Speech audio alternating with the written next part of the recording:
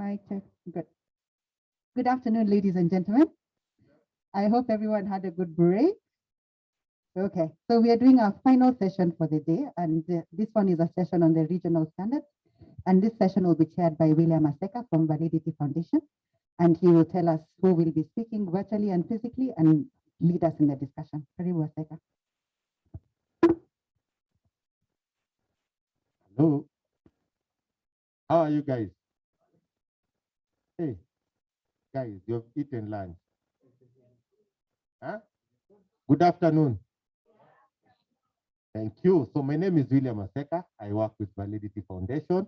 I'm honored to be here today for the purposes of sharing these discussions. In this particular discussions, we will be speaking about regional standards, and we have representatives from different parts of Africa who will be giving us the experiences and what it is that they'll be speaking about securing the dignity of people with psychosocial disabilities in the criminal justice system. So in this particular panel, I have Mr. Justus Otiso, who will be able to speak from here. And we have Diana Msipa, who will be able to speak virtually. She'll be in South Africa. We have Sylvester Kantontonka, who will be able to speak virtually again. He is in Zambia. And we have Commissioner Lawrence Mute, who will speak virtually, but he's here in Kenya, but he's able to join us virtually. So I think to start us off, without further much ado, I'd like to call Mr. Justus Otiso, who is a lecturer at Kabarak University School of Law, and he'll be speaking about emerging jurisprudence in Kenya and around the Africa about people with psychosocial disabilities. I think Mr. Justus Otiso is quite passionate about the rights of people with psychosocial disabilities and what is this called? ADR. Yes. Thank you so much, Justus.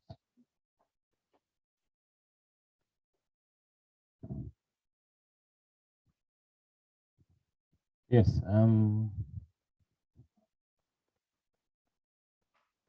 Thank you very much, Mr. Seka. I think you left the gadget here. It might bring any time.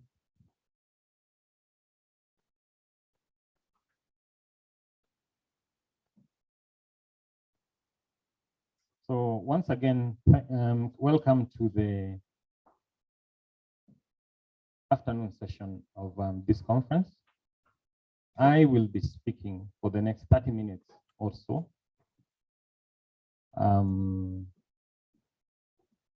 On emerging regional jurisprudence around persons living with psychosocial and intellectual disabilities in the criminal justice system.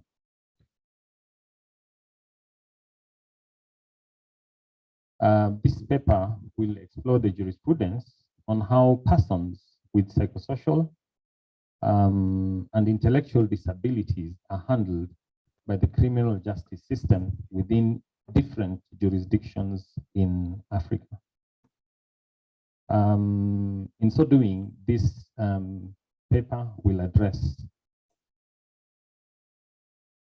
how such persons are treated at the time of the commission of the offense, during trial, and after conviction.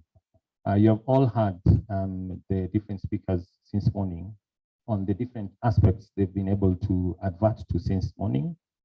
My presentation will take the following outline. I'll first speak on the African Commission, and by extension, the African Court on Peoples and Human Rights. And then I'll speak about another court, which is the East African Court of Justice, ESCJ. And thereafter, we will have a discussion about individual countries and how they are dealing with persons with psychosocial and intellectual disabilities. We will begin our discussion this afternoon with the African Commission. And most of you are aware of the genesis of the interpretation of the rights under the African Charter by the African Commission following a communication by two advocates who are advocating for mental.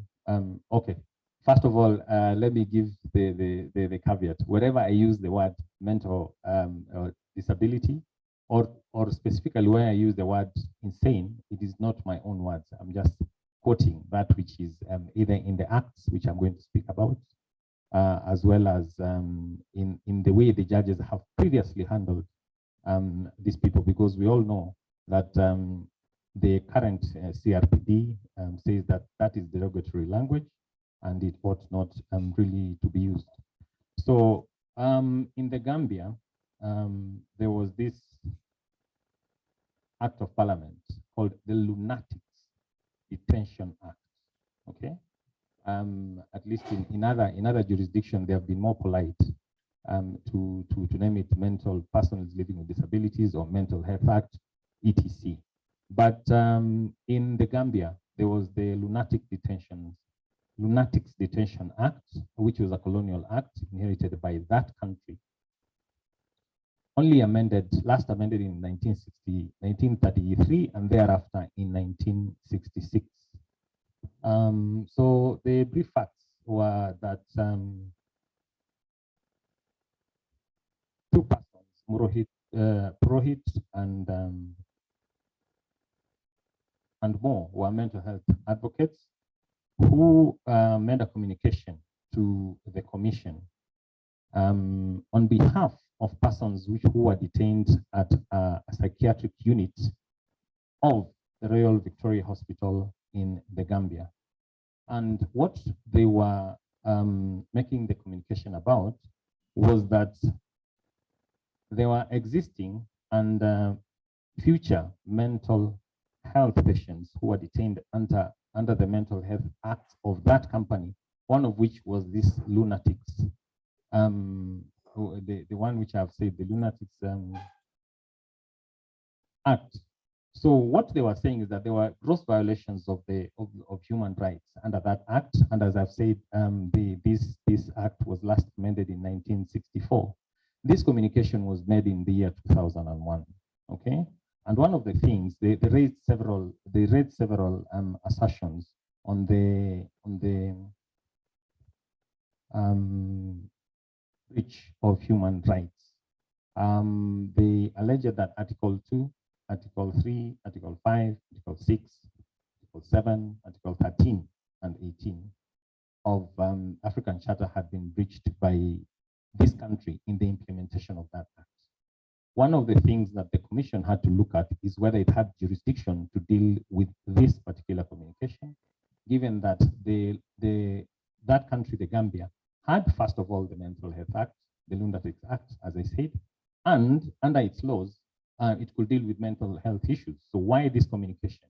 One of the complaints which had been taken to the Commission was that although the Constitution provided for a review and a mechanism for appeal by from decisions which were made under those mental health acts, the people who could want to appeal or seek for review did not have any financial help, no legal aid. And to that extent, then those remedies available under the local acts were really not available because of the financial outlay. So what then happened?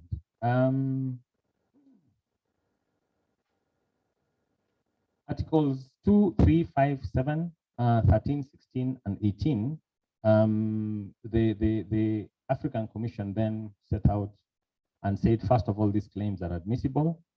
And in so doing, they said as follows: by quoting the African Charter at Article 2, which states as follows: every individual shall be entitled to the enjoyment of the rights and freedoms recognized, recognized and guaranteed in the present Charter without distinction of any kind, such as race, ethnic group,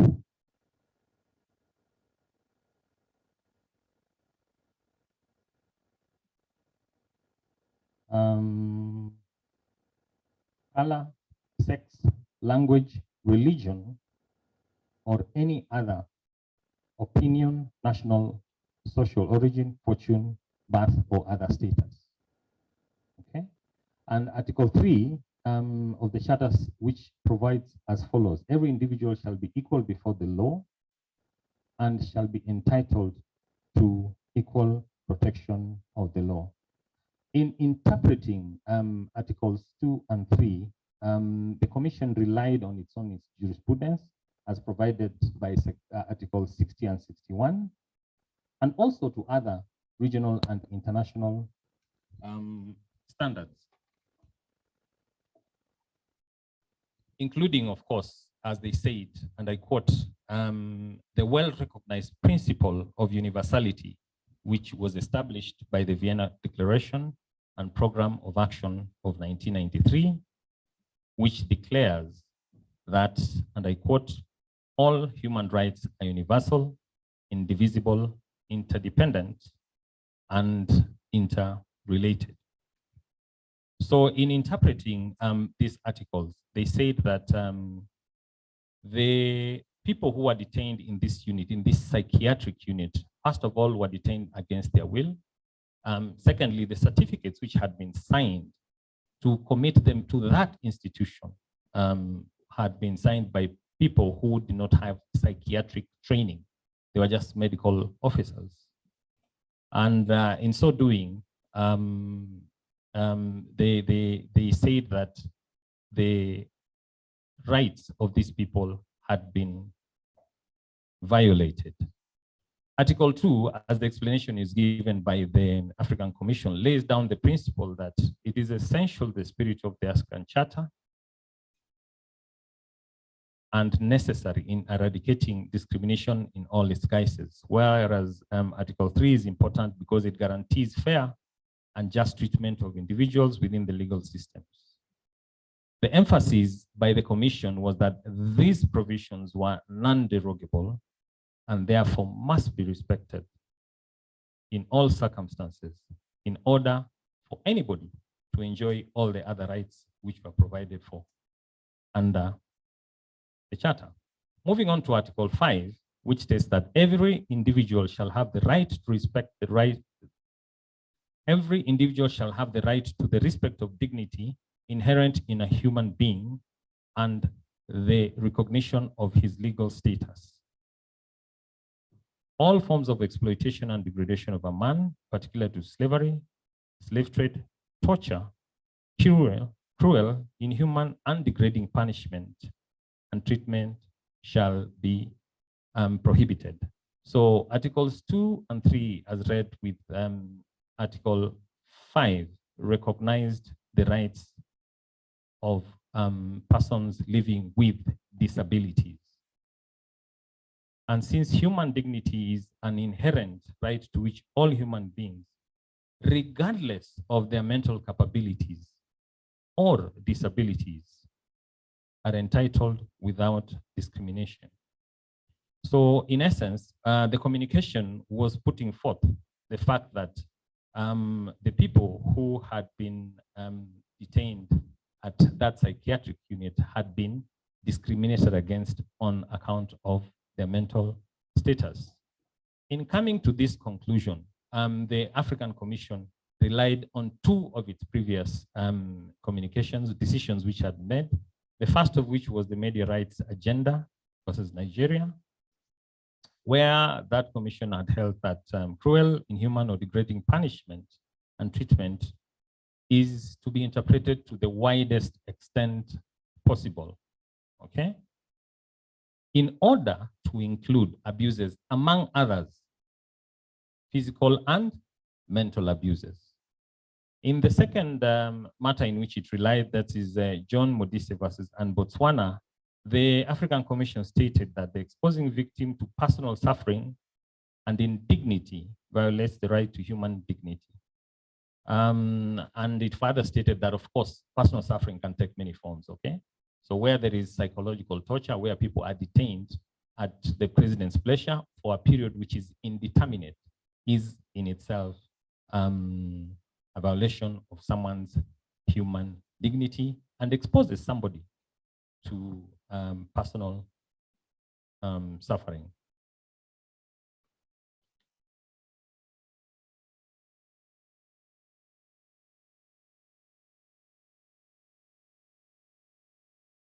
So what did the commission say? The commission maintained that mentally disabled persons would like to share the same hopes, the same dreams, the same goals, and to have the same rights to pursue these hopes, dreams, and goals, just like any other human being. So it puts them in the same class of things.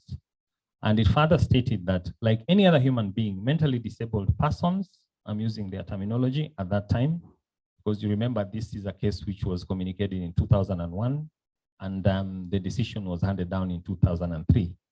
So it says,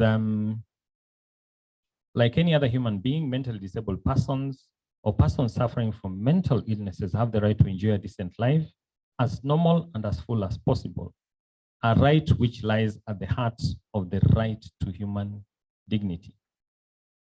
The emphasis here is as follows, and this is quite important. Such a right should be zealously guarded and forcefully protected by all state parties to the African Charter, in accordance with the well-established principle that all human beings are born free and equal in dignity and rights. Why am I spending so much time on Purohit and Mo versus the Gambia? It is because it laid the basis, even before the CRPD, of what now the following jurisprudence will take, despite, of course, of the existence prior to that of the United Nations Declaration on mental health as well. One of the main reasons why this cause was actually admitted as a communication before the commission was an allegation by the communique of the breach of Article 7.1a and c of the African Charter, which provided that every individual shall have the right to have his cause heard.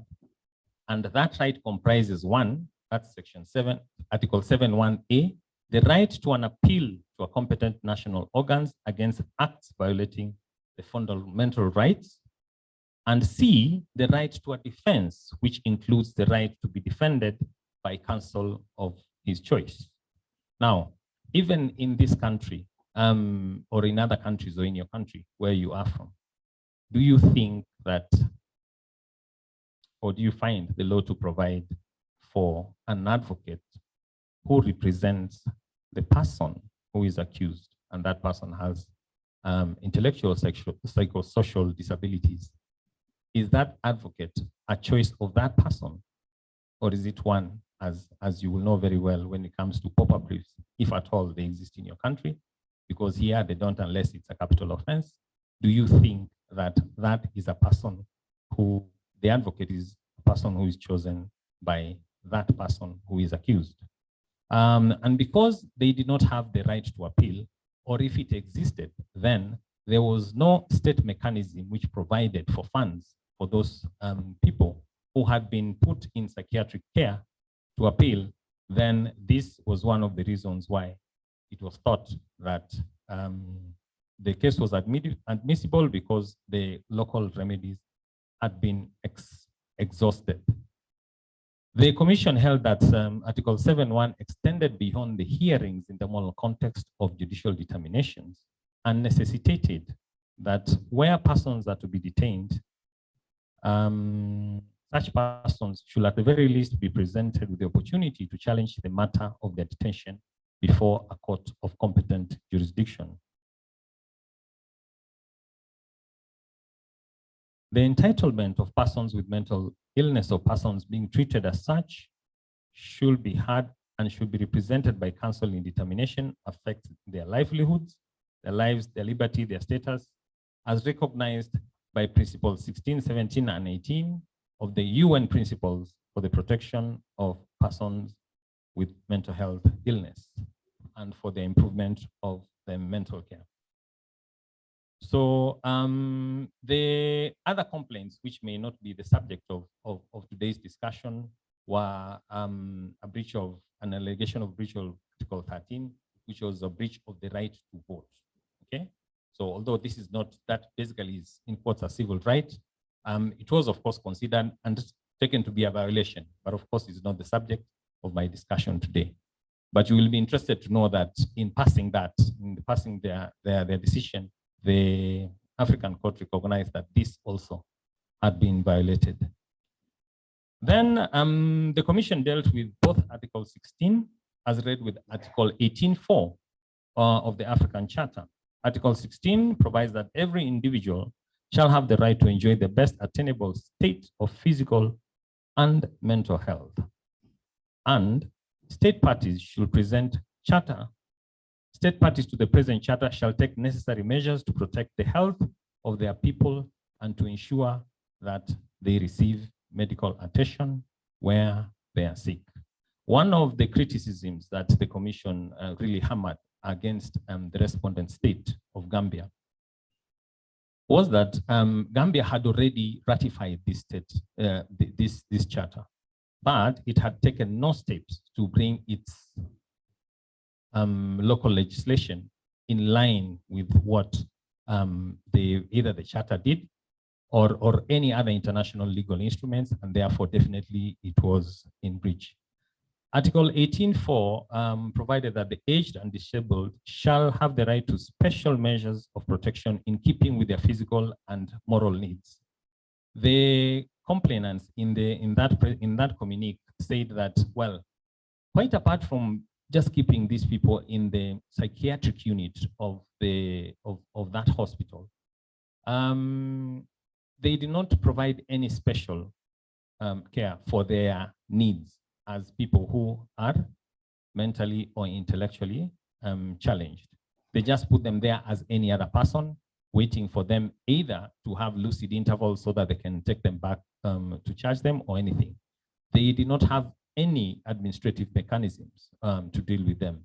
And as such, they were in breach of the African Charter. The commission went on to state, and I quote, enjoyment of the human right to health is also widely known as vital to all aspects of a person's life and well-being, and crucial to the realization of all the other fundamental rights and freedom. Such a right to health also included right to health facilities, access to goods and services to be guaranteed without any discrimination of any kind. So these people being kept in that psychiatric hospital were just being kept there. They did not have a right to access any goods, any services, or any other thing for that matter. That was one of the holdings of the African Commission. It also stated that because of their mental disabilities, these patients should be accorded special treatment, which would enable them not only to sustain the optimum level of independence and performance, but also to the highest standard, okay, of health and treatment as defined in the UN principles for the protection of persons with mental health. That is the one which is a precursor to the current CRPD. So moving on, the African Commission said that it was clear that the Lunatics Detention Act was lacking in terms of therapeutic objectives as well as provision of matching resources with programs of treatment, which of course the Gambia did not deny, okay? But it fell short of satisfying Article 16 and Article 18 of the Charter. That then lays the basis of, although it was a 2001 communication, whose decision was handed down in 2003, that then lays the basis of what I'm going to talk about next before I go to the individual countries. Regionally, closer home to Kenya, we have the East African Court of Justice. Now, from the outset, the EACJ does not directly have jurisdiction to deal with breaches of human rights, okay? But this is what Article 6D as read with Article 27 of the treaty reads. 6D reads that one of the fundamental principles intended to guide the institution is as follows: good governance, including adherence to the principles of democracy, the rule of law, accountability, transparency, social justice, equal opportunity, gender equality, as well as the recognition, and this is the emphasis, of promotion and protection of human and people's rights, which should be in accordance with the provisions of the African Charter on Human and People's Rights. On its part, Article 27 of the East African Community Treaty reads that the court shall have such other original, appellate, and human rights jurisdiction as will be determined by the council at a subsequent date. So what does Article 6D say? It says that as part of its mandate, the EACJ, the East African Court of Justice, can deal with violations of human rights under the African Charter, okay? And you know, under the African Charter, we've already spoken about Article 2, Article 3, and Article 5.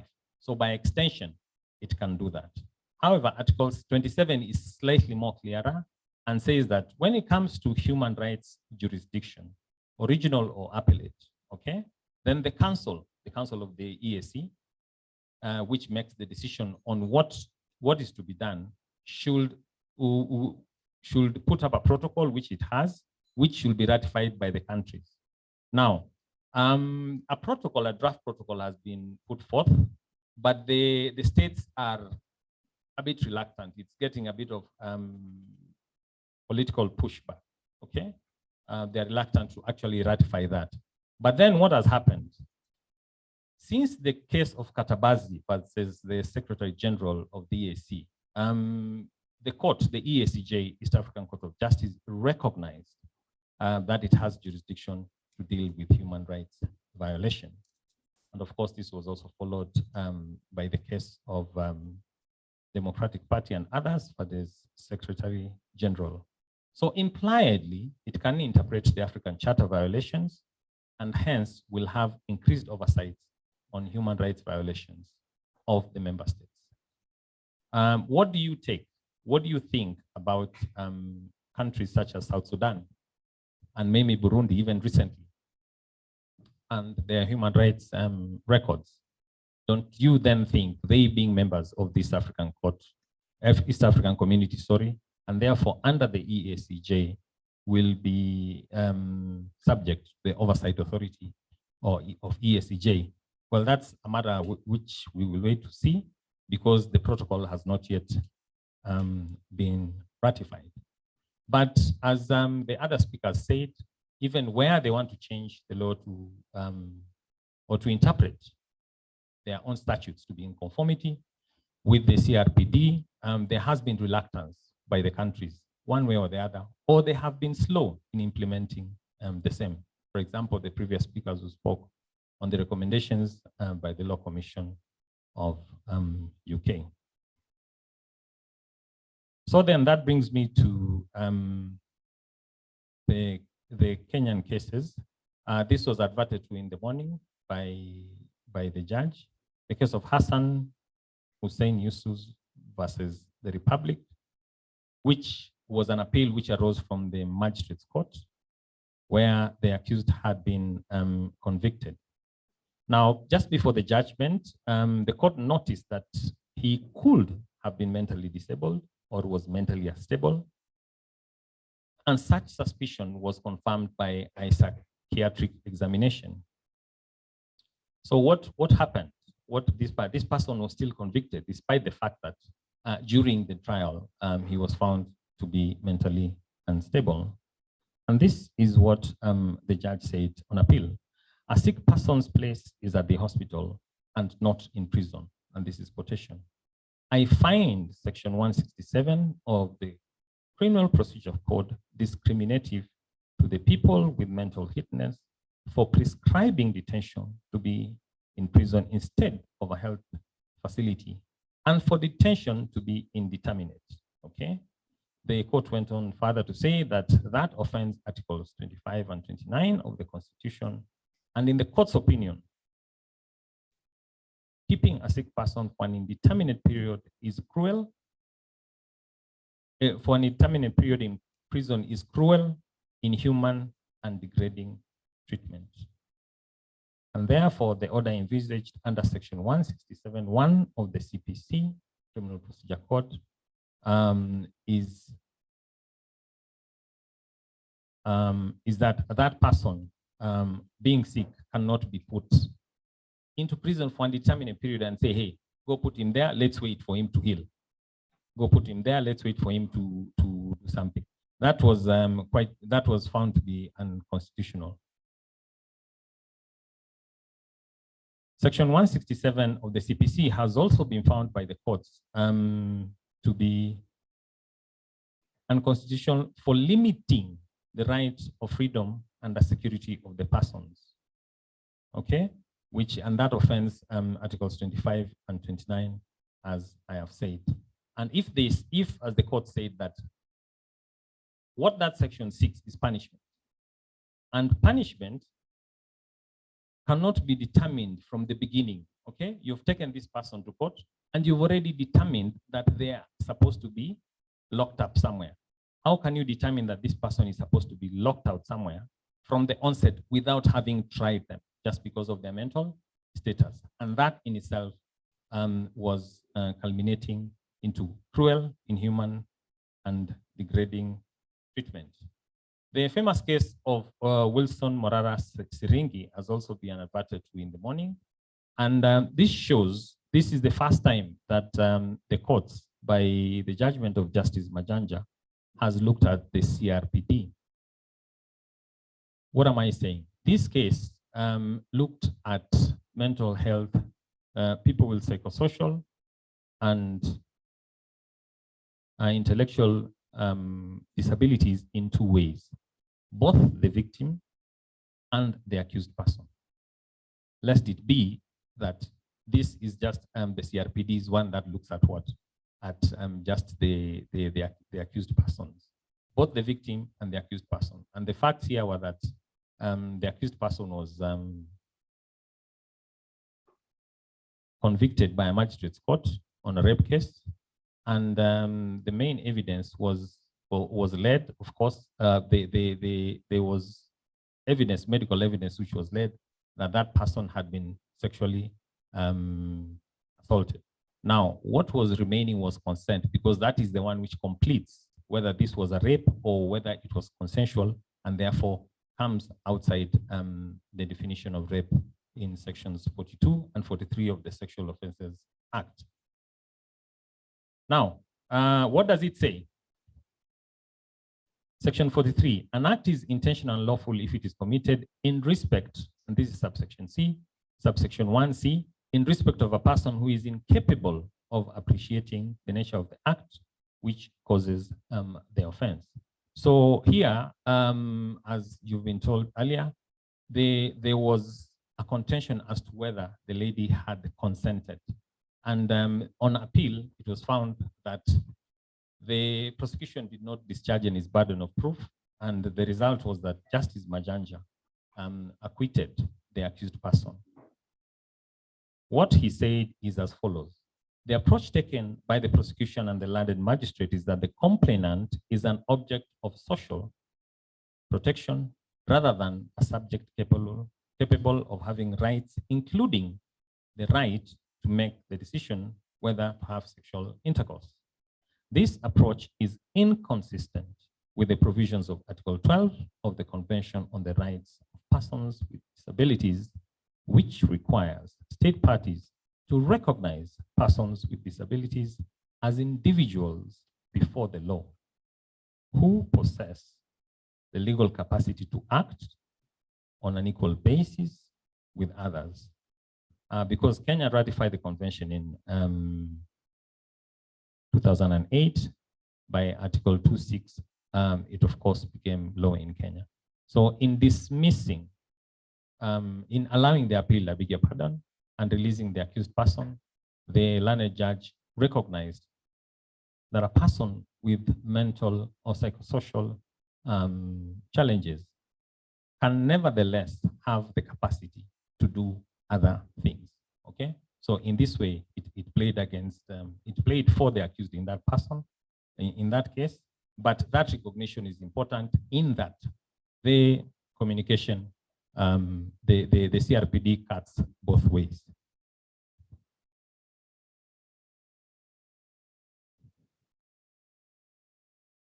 Let's look at a case in Namibia which dealt with something slightly different, not in the substance of the charge, because this is the accused here was charged with assault with intent to cause grievous bodily harm. The accused threw her child. The accused was a person who threw a child who was very, very small down on the ground. And at the time of being charged, they pleaded not guilty. The trial court proceeded and the court found that the accused was guilty and sentenced the accused to 18 months in prison and suspended some of that sentence. Now, the High Court called for a review of that, and it transpired that during the evidence, one person had come and said, this person is not okay. Although that person was a child, they had said that the accused is usually not okay, and usually people take care of him. Now, the point I want to bring here is not necessarily that that was a wrong decision. Of course, it was a wrong decision even on the merits.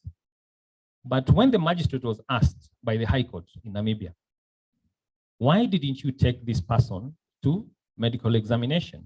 Okay, and you know, as the section 77(1) of that act, which guides the magistrates, it is the same as the Kenyan Act, as many other acts, and it says as follows: if it appears to the court at any stage of the criminal proceedings that the accused is by reason of mental illness not capable of understanding the proceedings so as to make a proper defense, the court shall direct that the matter be inquired into and reported in accordance with the provisions of section 79.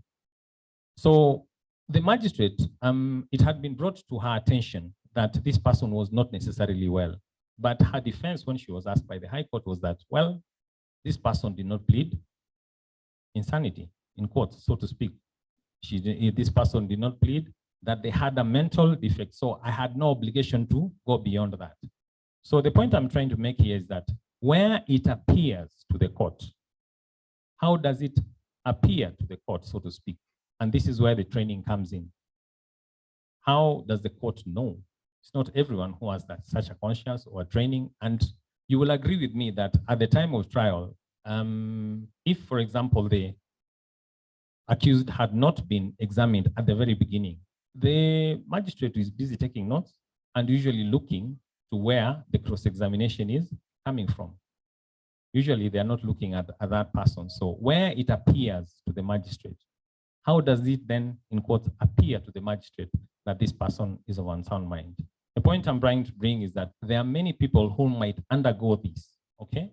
Go through the entire criminal justice system, go through up to a conviction where the judge does not notice, okay? Then that person will have, his rights will have been abrogated because of just lack of keenness on the part of a magistrate.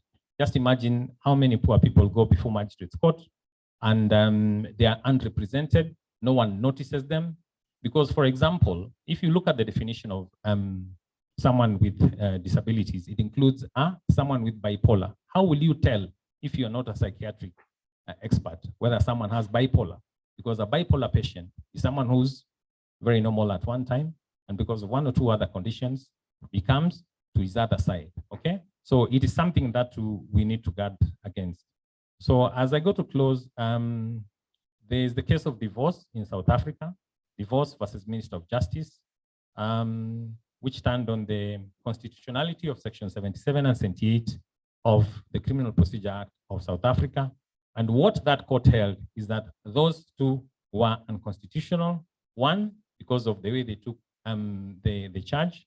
And secondly, for the reason that they actually put these people, after finding them, one of them guilty, into a mental institution.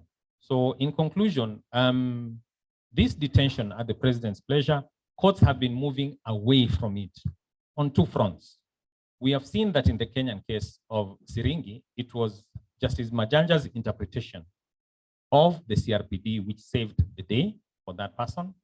On the other hand, what the provisions of the constitutions in those countries, including Namibia, Zambia, there's another case here, divorce in South Africa, Boshoborosi in Uganda, and others. It is only that those courts have recognized the unconstitutionality of the provisions, either dealing with the criminal procedure, the penal code, or with the way in which persons with psychosocial and psychiatric and intellectual disabilities are dealt with, as opposed to strictly dealing with the CRPD, although they are signatories. So then, therefore, maybe going forward, it's just to say that the courts, at least from Kenya, are slowly moving towards what the CRPD is saying, for example, in the Serenge case, but most courts have dealt with the constitutionality or otherwise of those parts of the mental health acts or the criminal procedure codes of those countries. Judges and magistrates are not trained, and neither are lawyers, so we need something more on this. Thank you very much. It has been a pleasure appearing before distinguished participants.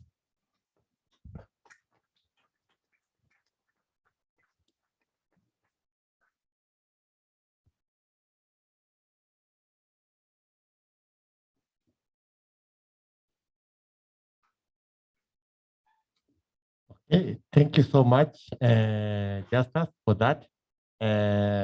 What was my catch conversation, especially from Justice, was number one, when we speak about the Purohit versus the Gambia case, I think it's well documented about situations or the rights of people with mental disabilities. But more interesting, I think those of us who work in the mental health sector, you'll remember that the conversation about this judge who said the place of a person with psychosocial disabilities in the hospital, I think that will be a discussion for another day, but that is not basically the conversation, but we allow the progress in which making. So I think thank you so much, Justice, for that. At this particular moment, we'll be joined by Diana Msipa. She is from the Center for Human Rights, University of Pretoria. I think, Diana, if you can hear me, she's the acting manager at Disability Rights Unit from the University of Pretoria. Diana, are you online?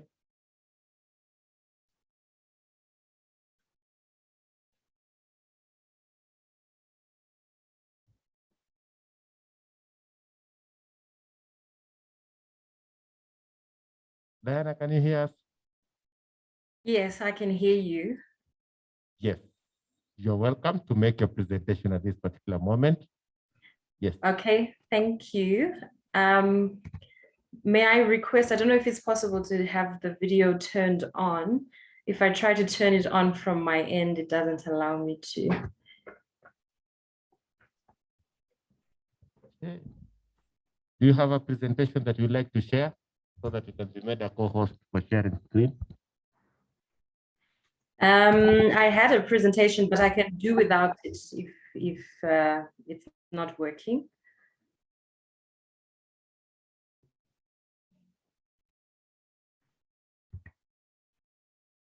Okay. Yes. Thank you, William. Welcome. Okay, so good afternoon, everyone. I think in the next sort of 30 minutes or so, I'm just going to quickly continue the conversation. I think that other speakers before me have started on, the jurisprudence and best practices on the rights of persons with psychosocial and intellectual disabilities in the criminal justice sector. So I will follow a very simple sort of outline. I think the main aim of my brief presentation is to assess whether the interventions that have been made to date in relation to access to justice for persons. And then, so I will start off by looking at the nature of the problem in the region in relation to access to justice for persons with psychosocial and intellectual disabilities. From there, I will look at the emerging trends. So this will include a look at the jurisprudence, as well as a look at some of the best practices that are emerging in the reading, at maybe just suggesting some interventions as a way forward or as recommendations. So starting with the nature of the problem, I think it is important to highlight from the get-go that there's an existing human rights legal framework, right?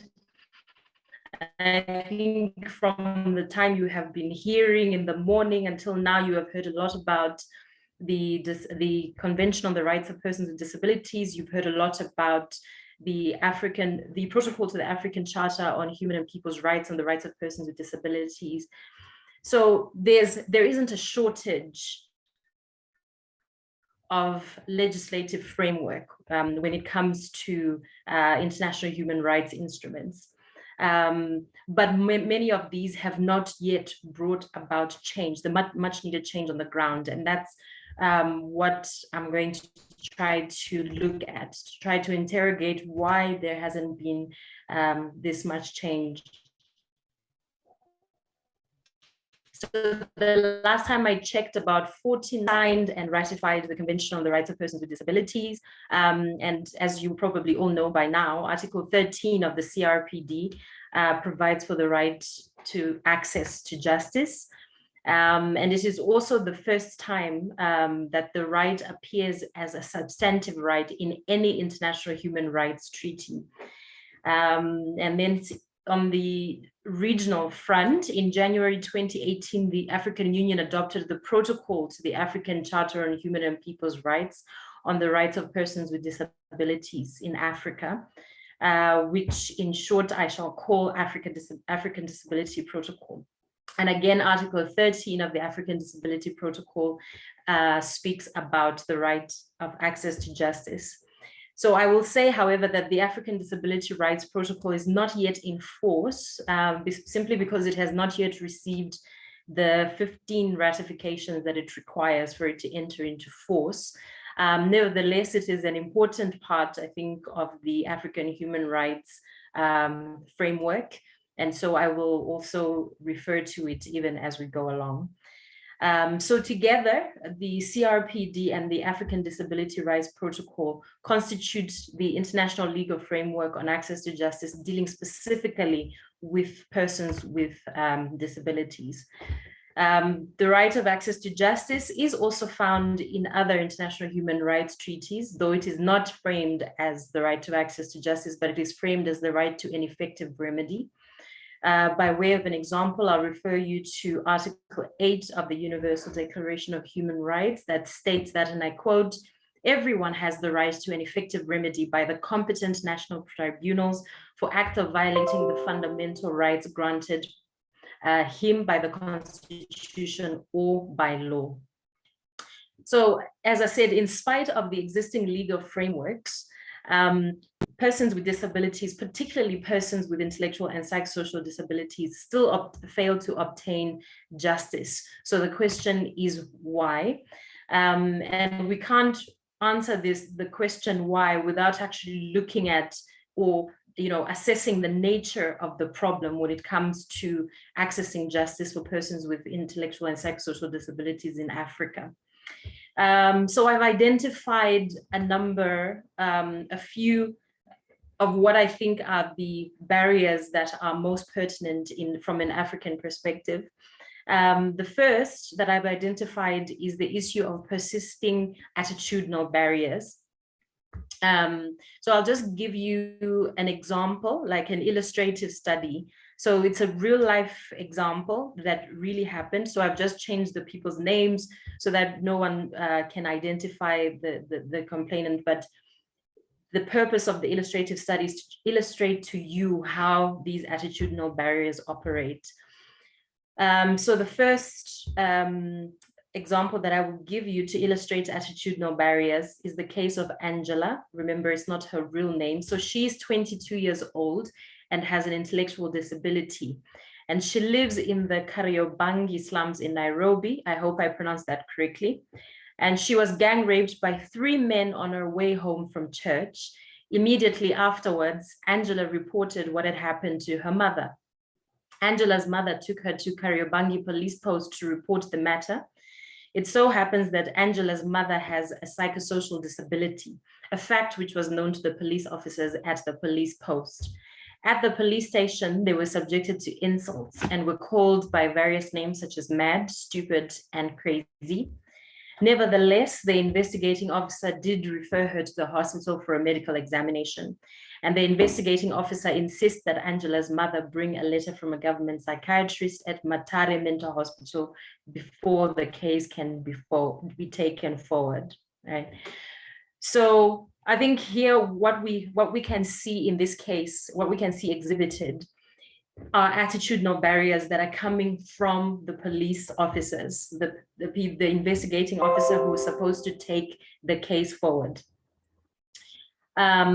So the effect of attitudinal barriers is that, for example, if you're the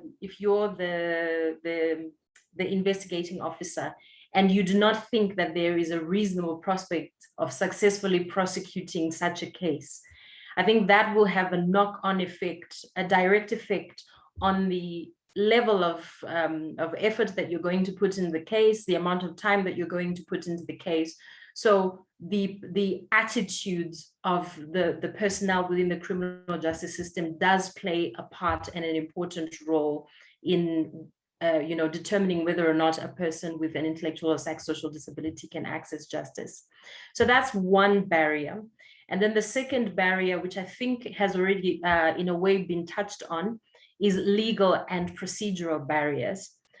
So I've identified 3 specific barriers, legal and procedural barriers to be specific. The first is that persons with intellectual and psychosocial disabilities are deemed as lacking testimonial competence.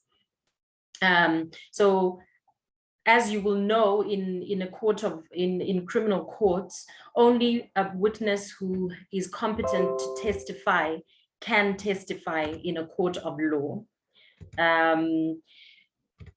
So the fact that persons with intellectual and psychosocial disabilities are regarded as lacking testimonial competence means that they cannot then go on to testify as witnesses in court. So the majority of countries in Southern Africa have a similar provision in their statutes governing criminal law and procedure. And this provision is worded in the Southern African countries that I'm talking about in a very similar manner, because it's a colonial law, and most of the countries in Southern Africa will share, a very similar background in terms of criminal procedure and evidence. So I'll read you an excerpt from the legislation in Lesotho, Section 219 of the Criminal Procedure and Evidence Act in Lesotho, and it reads as follows: no person appearing or proved to be afflicted with idiocy, lunacy, or inability, or laboring under any imbecility of mind arising from intoxication or otherwise, whereby he is deprived of the proper use of reason, shall be competent to give evidence while so afflicted and or disabled. So this particular provision, like I said, is present in a number of Southern African countries, and it has been used several times by courts to rule that certain persons with either psychosocial or intellectual disabilities are not competent to testify in courts of laws. And as I said before, only those who are competent to testify can testify in court.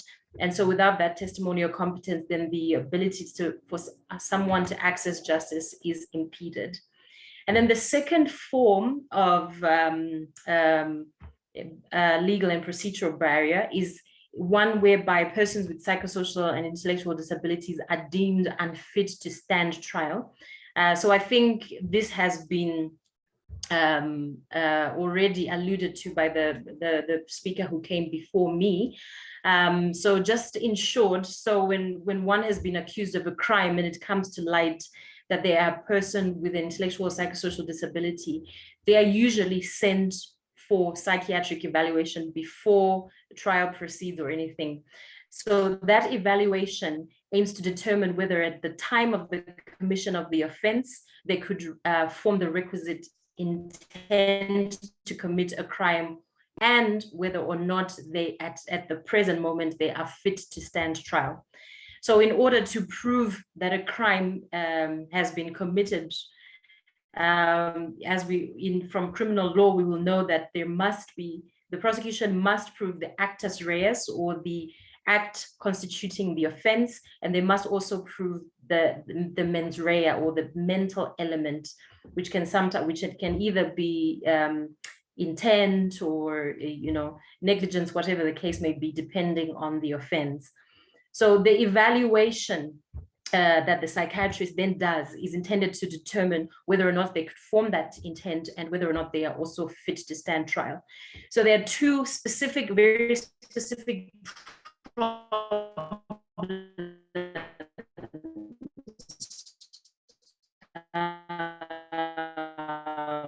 with this approach. Right. So the first is use only on the person's innate abilities or inabilities in this case, right, to the exclusion of extraneous factors such as accommodations. So you'll be aware that the medical model of disability basically states that you are disabled because you have a disability. So you are disabled because of the impairment that is within you. Therefore, disability is inherent in the person. Whereas the more widely accepted social model approach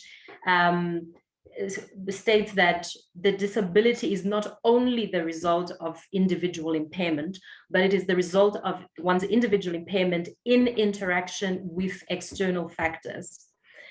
This is why you will find that Article 13 of the Convention on the Convention on the Rights of Persons with Disabilities, I beg your pardon, requires the provision of accommodations, right, in order to enable persons with disabilities to access justice. So this is an acknowledgement, if you will, that it's not, so accommodations will be provided in the environment. So they can include things like having a trial in camera, right? So you are making interventions that are outside of the person with disabilities. In other words, you are acknowledging that the external environment, external factors do play a part in disabling persons with impairment.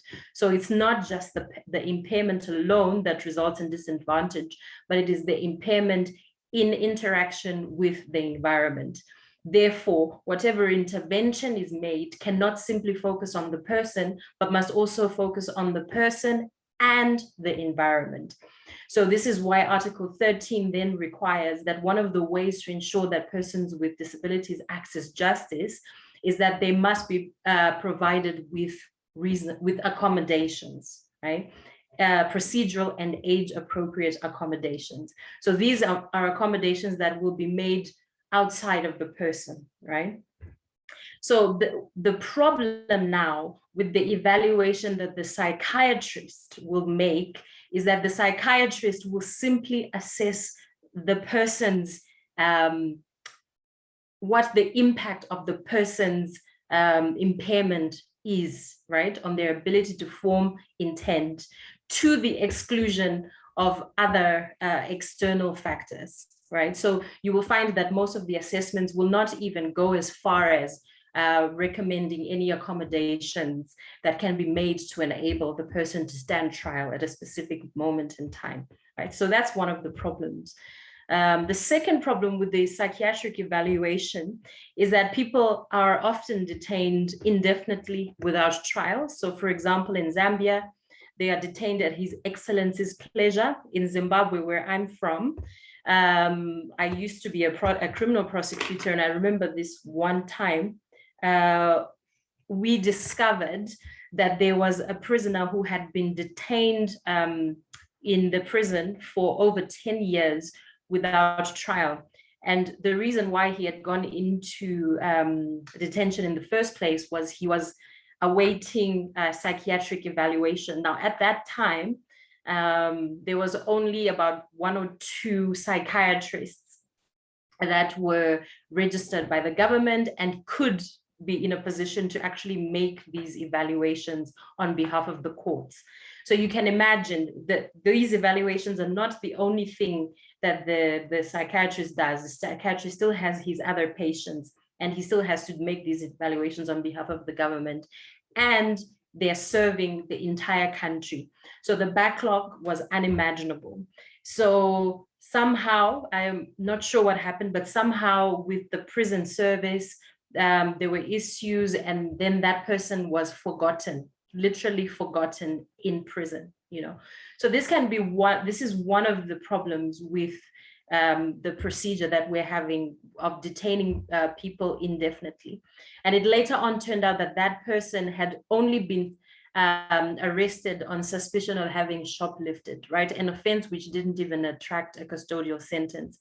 And because of this procedure of having to be detained in prison, awaiting psychiatric evaluation, he was unjustly imprisoned for 10 years for an offense which he ordinarily, had he gone to trial, would have probably just paid a fine or been sentenced to community service.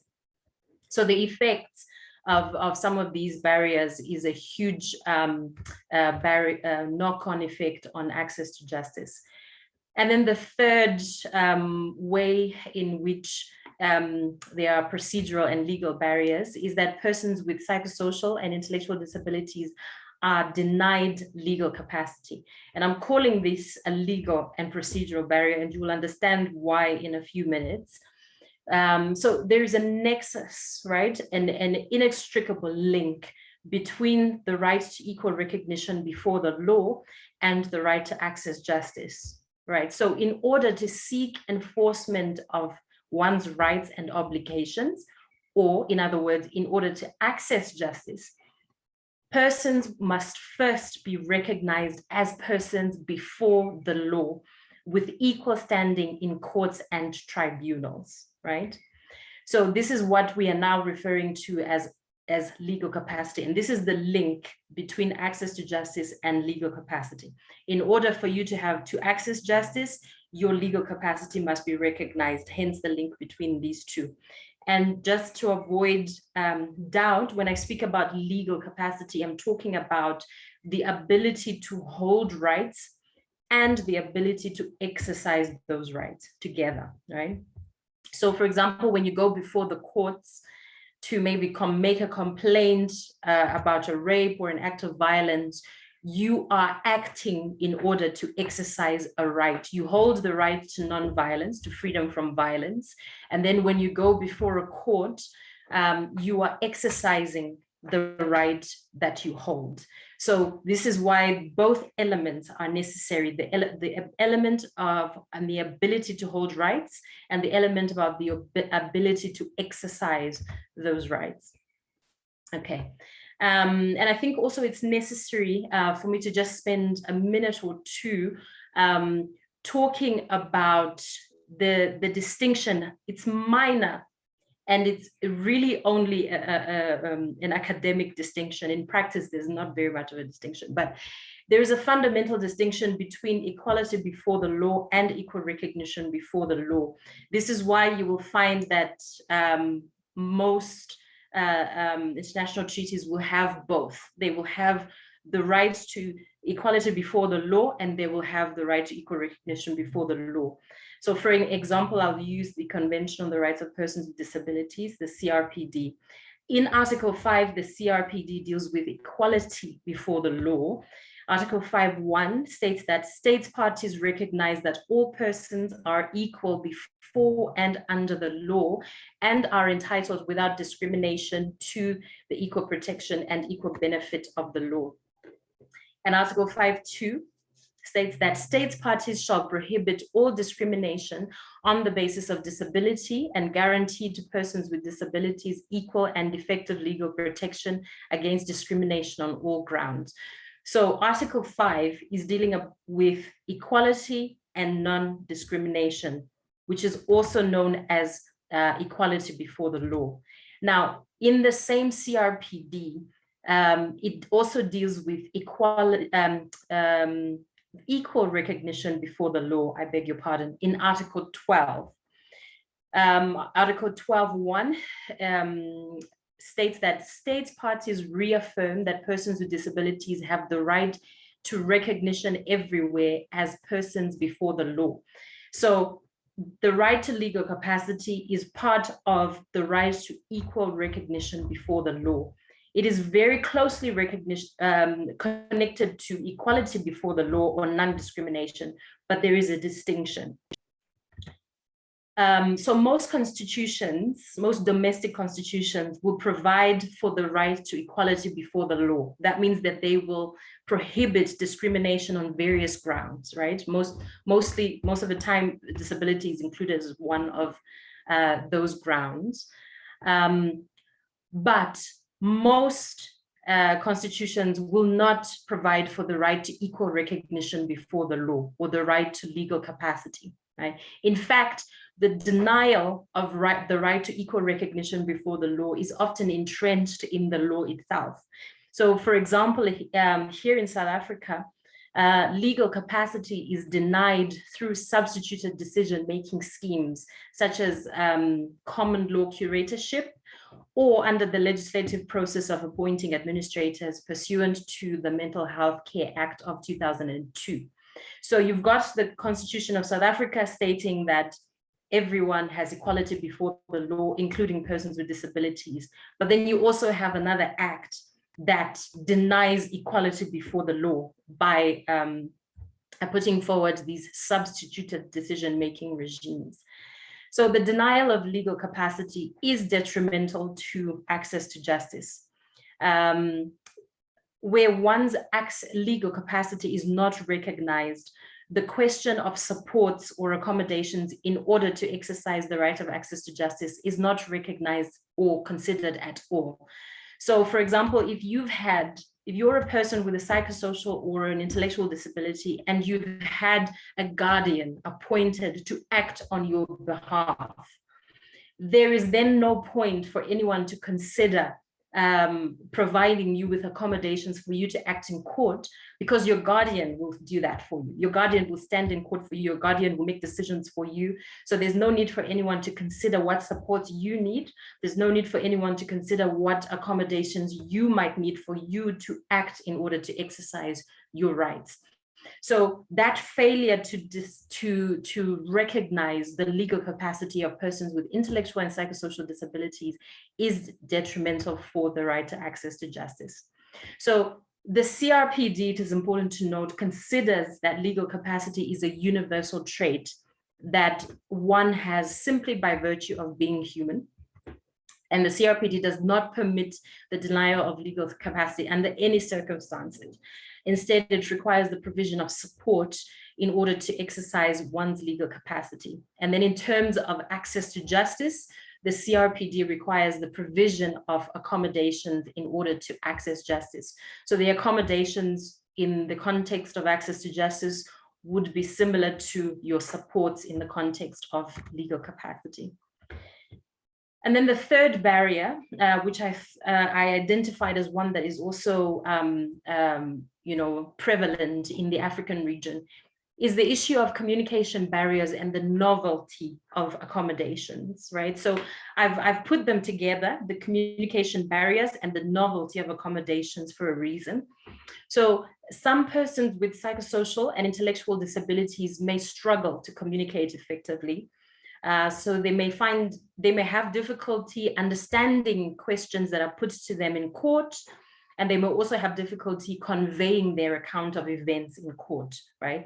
As an example, persons with disabilities, with intellectual disabilities specifically, struggle with concepts that are key in the criminal justice process. So they struggle with concepts such as time, right? When did this happen? What time did this happen? They struggle with concepts such as space, and this is an important concept. Where did it happen? You know, in a criminal trial, it's important to establish the time that something happened, where it happened, and they also have difficulty with the concept of quantity. How many times did it happen, right? So it is nevertheless, in spite of the difficulties they may have with these key concepts, this does not mean that they cannot participate in court, either as witnesses or as accused persons. It is possible to provide accommodations that aid communication. So I'll give you an example of a jurisdiction which I think is quite far ahead in terms of providing accommodations than most parts of the world. And this is Israel. So in Israel, there was a case, there was a woman, and she was a woman with an intellectual disability. And then she was raped in a gym by a gym instructor. So at court, so in Israel, they have a law, a piece of legislation that allows for there to be an intermediary. Anytime the court is dealing with a case that involves a person with an intellectual or psychosocial disability, that intermediary is there. They are like there to simply facilitate communication. So they themselves don't really speak to the court. They don't address the court in any way, but they simply advise the court in terms of how best to communicate with the person with intellectual or psychosocial disability. So this particular person was raped in a gym, and during cross-examination, the defense counsel wanted to show or to demonstrate that the person did not understand or did not know, was not consistent about where the rape took place, right? So what he did was he drew on a piece of A4 paper. I'm afraid I don't have one. I would have also shown you. He drew a map, on an A4 paper. So it was just imagine, if you will, a rectangular shape. And on that rectangular shape, he marked, at one end, he marked Y, on the other end, he marked X. And then he provided a key stating that Y represents the door to the gym, and X represents the walls that lead to the corridor. And these walls, they were made of glass. So from the ceiling, the wall was just made of glass, such that anyone who was passing through the corridor of the gym could easily look into that room where the alleged rape took place. So it was the defense counsel's intent to show that it was impossible for this rape to have taken place without anyone else seeing that it had taken place. So he gave her this map and gave her a pen and asked her to mark where on that map the rape took place, right? So the complainant marked a spot somewhere on the paper. And then he asked a number of other questions, and he came back and asked her to mark again where that rape took place. And she marked a different spot. And at that point in time, the intermediary who was present then advised the court that probably here, it might not necessarily be the case that the complainant is confused about where it happened, but the complainant is confused about the tool, which requires her to conceptualize, right, the room, to look at that rectangular shape on the paper and see it as the room. And that particular tool was probably confusing the complainant, and that if they really wanted to establish whether or not she knew where the rape had taken place, it was necessary to actually physically go to the gym and have her show them exactly, while she's standing in the room, have her show them exactly where she says the rape took place. So this is just one illustration I think I've given you, just so you can get a better understanding of how accommodations can be used to overcome someone's communication needs, so someone's communication difficulties. But in our African context, the concepts of accommodations, the concepts of intermediaries, they're quite new, they're quite novel to most, right? So few people will understand in the criminal justice system how this works. And as a result, they don't understand that it's possible to overcome this they will persist in thinking that because a person has a psychosocial disability or an intellectual disability that affects their communication abilities, then they cannot participate effectively. And the effect of that kind of thinking, again, is that the person fails or is prevented from accessing justice on an equal basis with others. And then the other barrier that I have identified, I will not spend much time on because I think it's quite self-explanatory, is economic barriers. So for example, if in situations of violence and abuse, some persons fail to report a case because they are financially dependent on the abuser. And then so those economic barriers then mean that they cannot access justice on an equal basis with others. And so now the next question to ask is, how have countries dealt with these barriers, right? So to date, there have been a few interventions with varying levels of success in different countries. So they have taken many forms in the different countries. So the first is people have intervened by training, right? And this is in line with Article 13.2 of the Convention on the Rights of Persons with Disabilities, which requires that state parties train all personnel working in the justice system, right? So there have been numerous efforts all across the continent to train criminal justice personnel on disability in general, and also on accommodation specifically. And so this has been done in Lesotho, in South Africa, in Botswana, Namibia, Zanzibar, Malawi, and Kenya, and many other places. There has also been training of intermediaries on accommodations. And this has taken place in Lesotho with the support of the Lesotho National Federation of Organizations of the Disabled. And in one of the trainings was supported by the International Commission of Jurists. There has also been training of criminal justice personnel on communicating effectively with persons with psychosocial disabilities and intellectual disabilities, led by the Paralegal Alliance Network of Zambia, with the support from the UK Prison Reform Trust. And then the second sort of intervention has to do with the courts, right, in case law.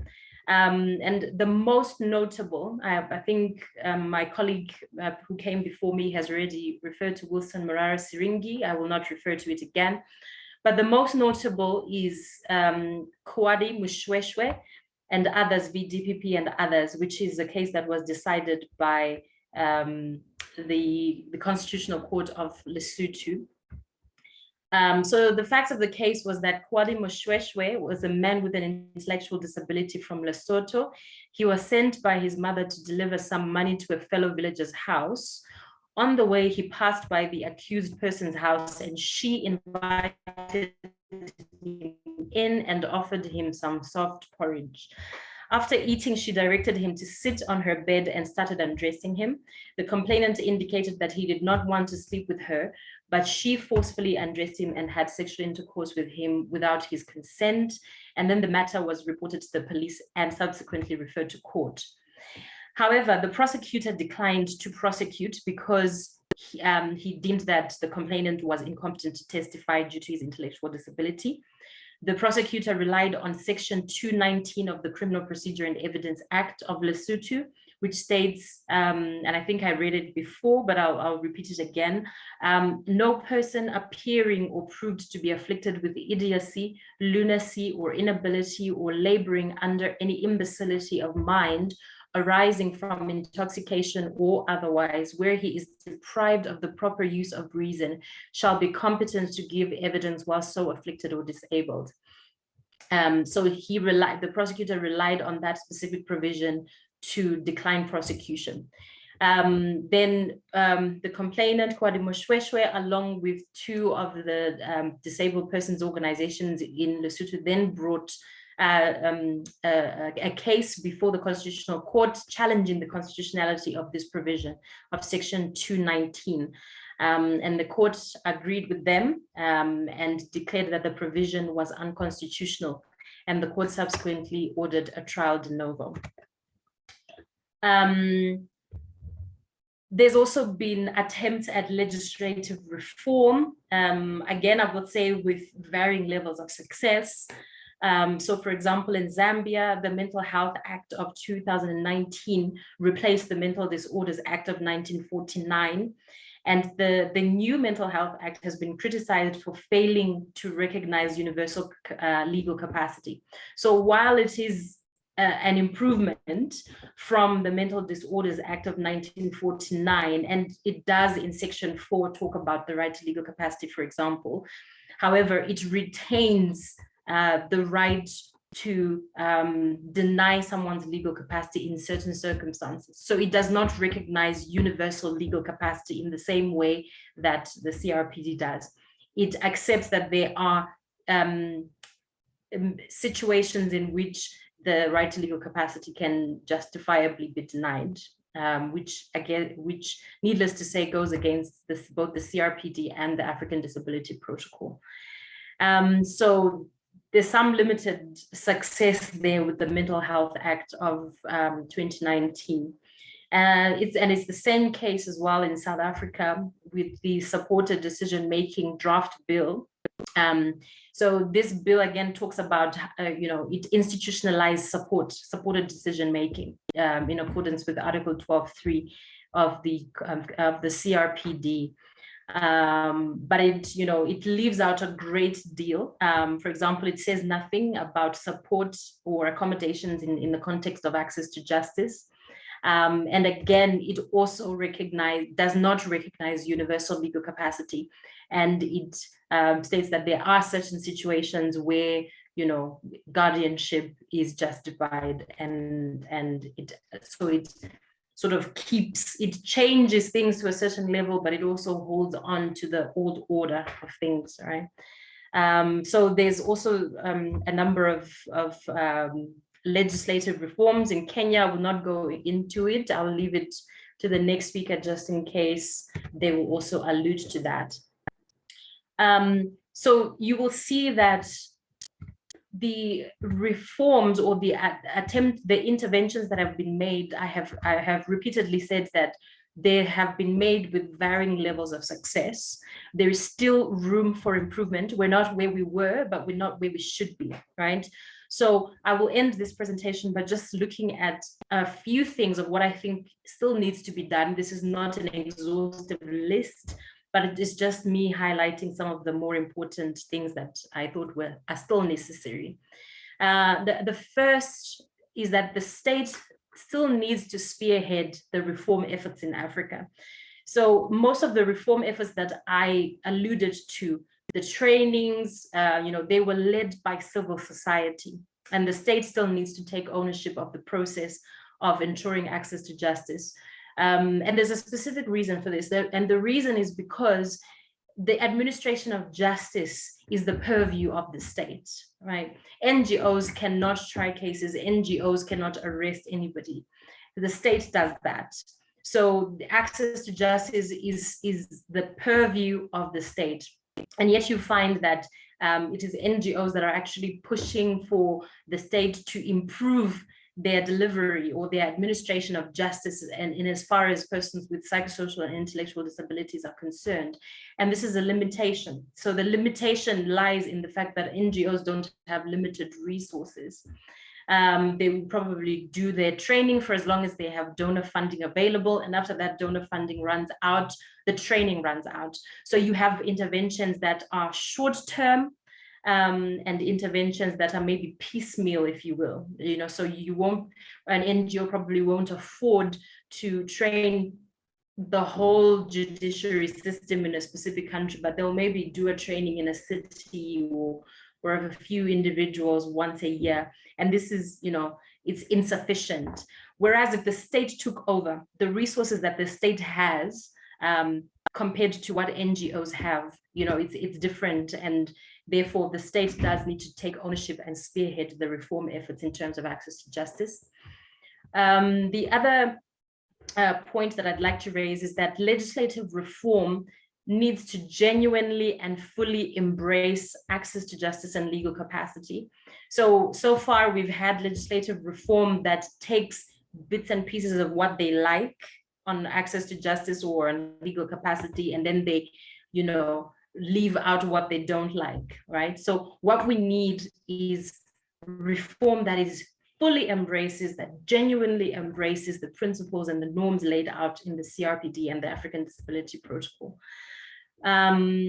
We also need widespread, continuous, comprehensive, and coordinated training. So, I mean, I think I've explained this already, that, and this can only be done when the state is really taking charge of the whole process.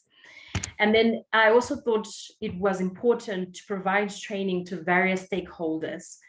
So much of the training that I'm aware of that has taken place has targeted police officers, prosecutors, and in very few cases, magistrates and judges.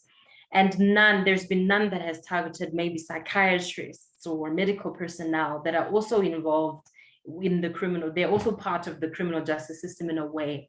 And so there's a need to sort of expand the reach of the trainings to also include magistrates and judges in particular who have to decide on these cases, and also psychiatrists and the other medical personnel who may be involved in some of the processes to do with the criminal justice system.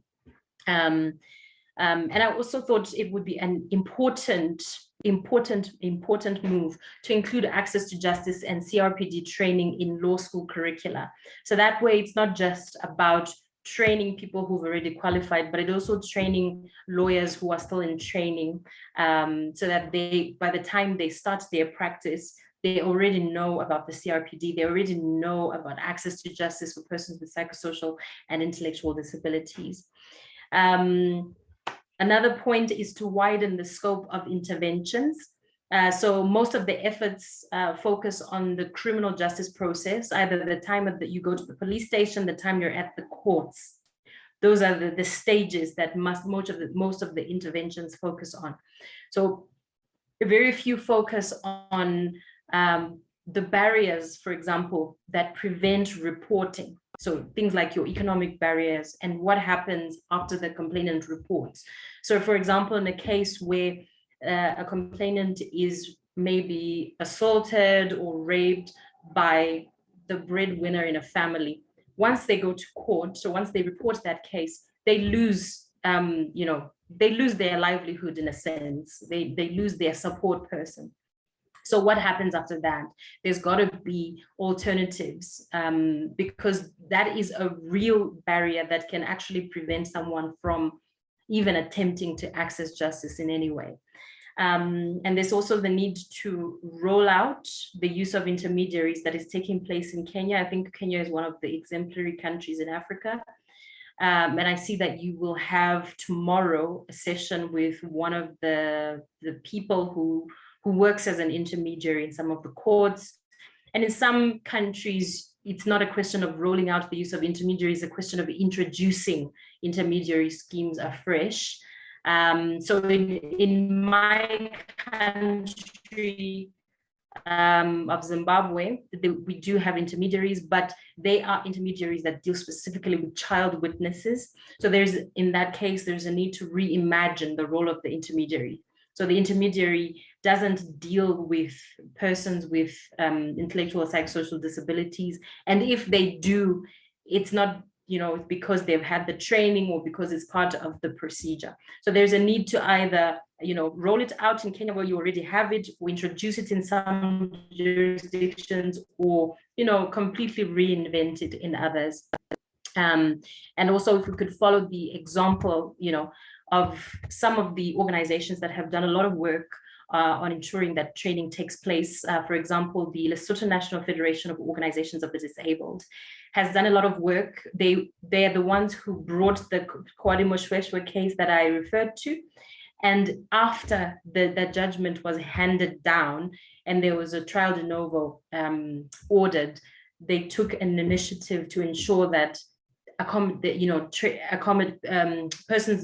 in the criminal justice system were trained on accommodation, so that It's not just a question of saying, yes, Kwadi can now go and testify, but then there's no support for him to testify. There's no accommodations for him to testify, right? So the ideal situation would be to remove any barrier that prevents someone with an intellectual disability from testifying, and to provide accommodations to enable them to participate effectively in court. So it's not just a question of saying, oh yes, but he did go to court. How did he participate in court? The quality of the participation is what matters. I think for the sake of time, I will stop there. Thank you very much for having me. It was a pleasure.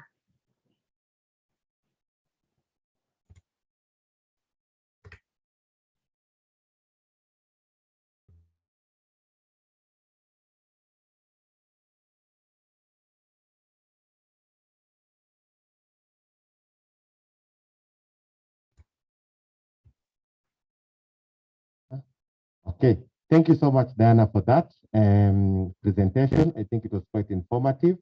One of the things my take home from that presentation is that I think state needs to be take an active role in training of justice actors, especially in the administration of justice, because that is basically one of their most important things. So without much further ado, and I know we are running out of time, I don't know if we have Sylvester online. Sylvester? Yes, I'm online. Yes, Sylvester is the chairperson of the Pan-African Network of People with Psychosocial Disabilities in Africa. He also works with mental health users in Zambia, Muhunza. So Sylvester is going to give us basically from a user perspective, okay? How do you deal with people with psychosocial? How has he interacted with the police, with the criminal justice system in Zambia? Sylvester is based in Zambia. He's going to join us. So basically, Sylvester, if you can hear us, probably in the next 15 minutes, you can give us from a person with psychosocial disability, how has it been in Zambia interacting with the criminal justice system? First and foremost, thank you very much for this opportunity. The organizer, salutation goes to you. Like William's introduction, Captain Toka Sylvester, yes, from Zambia, 1996, suffered from depression. And this depression saw him enter into the mental health journey, a journey that has been governed by a law that was left by colleagues who drafted it way back in 1949, like Diana alluded to. You can imagine the people at that time who never even knew that there is mental illness, but went to rely on writing of this piece of law on the outcomes of the illnesses as in behavior. They never thought of a person, but they thought of the outputs of the illness. Hence, coming in with terminologies like idiot and sound mind person. And if you can have such conversation even in the 21st century, what do you expect? And it's this law of 49 that cheated other pieces of legislations of the 19th century. The supreme law of the country, the Constitution. How in this world can we allow a national law, a supreme law, to borrow from the thinking of the 18th, 17th century? As if that's not enough, you find that even the Police Act borrows. The courts, the judiciary is borrowing. the prison service is borrowing. Borrowing from what? From which law? From which thinkings? Of the colonial thinkings in the 21st century? Not to us. It has given us and code for torture. This torture that is making us not live the life that we deserve as a people.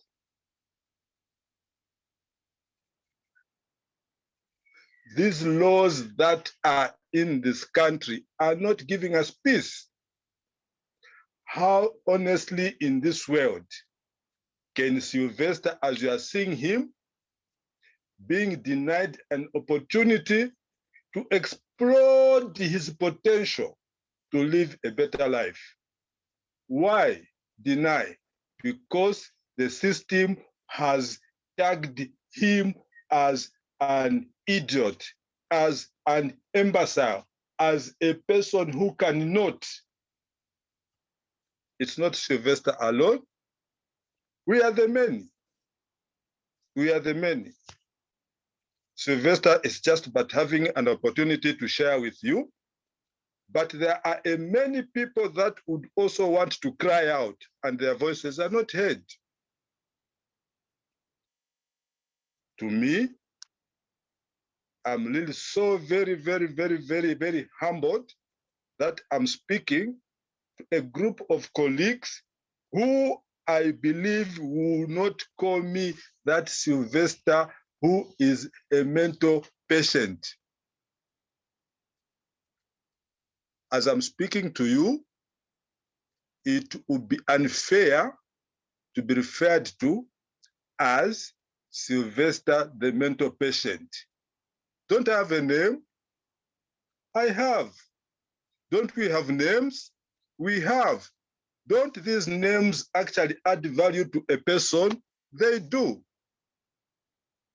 But why should we continue to remove our names and factor in those names that promote stigma and discrimination?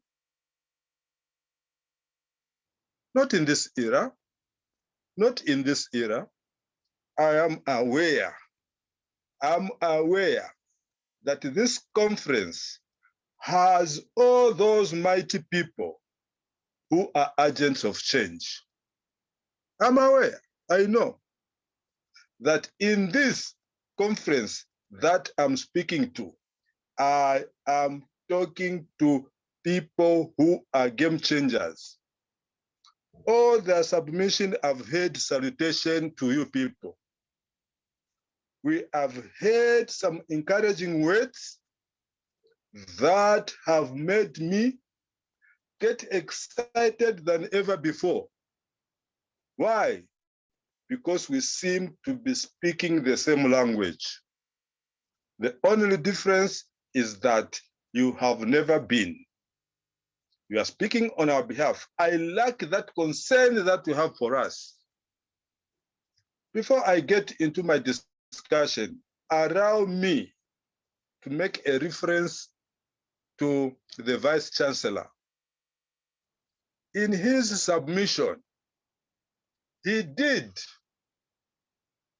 remember a case where some students, young people for that matter, who remembered to actually offer a helping hand to a brother, a sister, an uncle, a dad who was in a situation.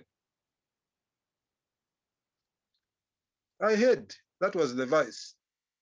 And the Vice went further to say, but who are these young boys who were convinced to offer a helping hand to someone who was standing looking very desperate? That statement from the Vice Chancellor has left me with no option also to cheat myself that that very audience in this conference, in your course of study, you have come across the Bible. And in the Bible, there is a scenario where a priest was going to Jerusalem for the sake of discussion, and some person was butchered on the way by robbers. And it's this priest who was the first to meet this guy. I'm just imagining asking himself some question. If I help this person, what will I benefit?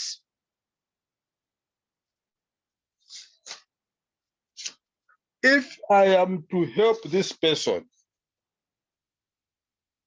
what should I benefit? Getting convinced that there is no benefit, he could not even stop and went. The second person came and saw the same person lying on the floor, being butchered by robbers. He stopped and asked himself a question. If I don't stop to help this man, what will happen to him?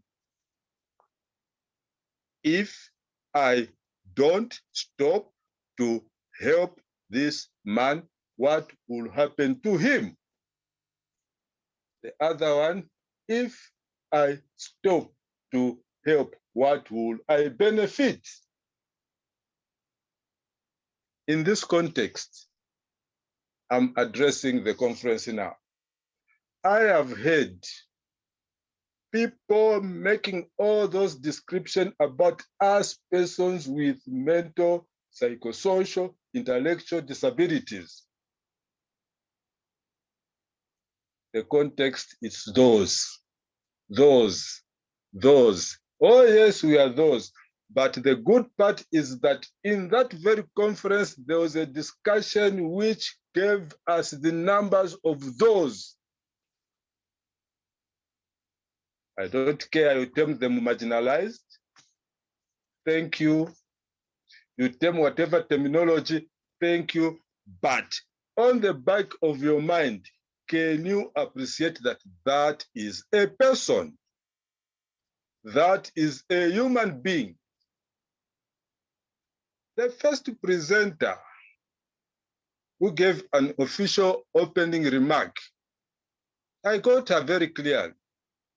She said, mental illness is no respecter of any person. That's what she said. Meaning that each and every one of you, maybe excluding Sylvester because he has been there already and tactics of how to avoid, he knows. But you who do not know, the madam warned that it can knock on your door. But is it true that when it knocks, you're gonna enjoy this journey of wanting to protect your dignity, and the journey itself does not? I guess the answer is no. So if your answer is no, why don't we take this opportunity to do the right thing for your brother, your sister, your children? That yes, mental illness is real. Mental illness is real. And mental illness needs an intervention. And this intervention should not deny or remove our dignity. Should not. Like the way you colleagues attend to your illnesses, which are not mental, but are physical, same should apply. And I've never known. And I'm being forced to believe that it is only in the mental illness sphere where when you get that sickness, go into the hospital. You're coming back from the hospital, your name should remain in the hospital and the hospital's name should follow you. Why should my name remain in the hospital files? And when I go back out of hospital, my name remains, you give me another name, which is related to the hospital. Why don't my name continue be with me? All these are actions that are man-made. These are actions that are man-made. Now that these actions are man-made, like in Zambia, these men were of old days, not our era, not our era. As the world, as the globe over, we have signed to an international instrument. Sorry to countries that have not ratified. Zambia was one of the first countries to rush to go and ratify this document, this treaty. And to us, it's a ratified document, it's a living document. It's a living document. And this document is trying by all means to put human rights as a priority matter. Respect, respect, respect. We are a people, we call for respect. But why should our colleagues, and you're even forcing us to call you our colleagues because you are failing to dance with us to celebrate the new paradigm shift? The people that are mandated to start writing laws to govern our lives in the 21st century are very being difficult in accepting the paradigm shift. Diana alluded. An opportunity was given. Can we repeal this act? It's uncalled for. Yeah, yeah, yeah, yeah, yeah, yeah, we will repeal. They go. Output. In the preamble, we have adopted the conventions. In the details, amiss. How then can we trust?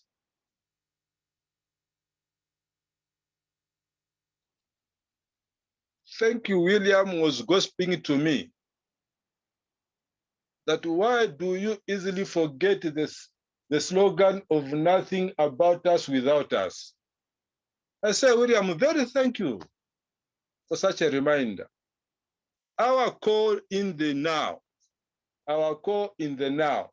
is that can we be part of the people that will be designing these laws that govern not us, but everyone, regardless.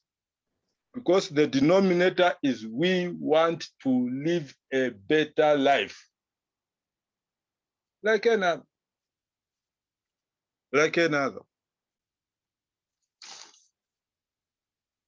The people in here who are listening to my voice,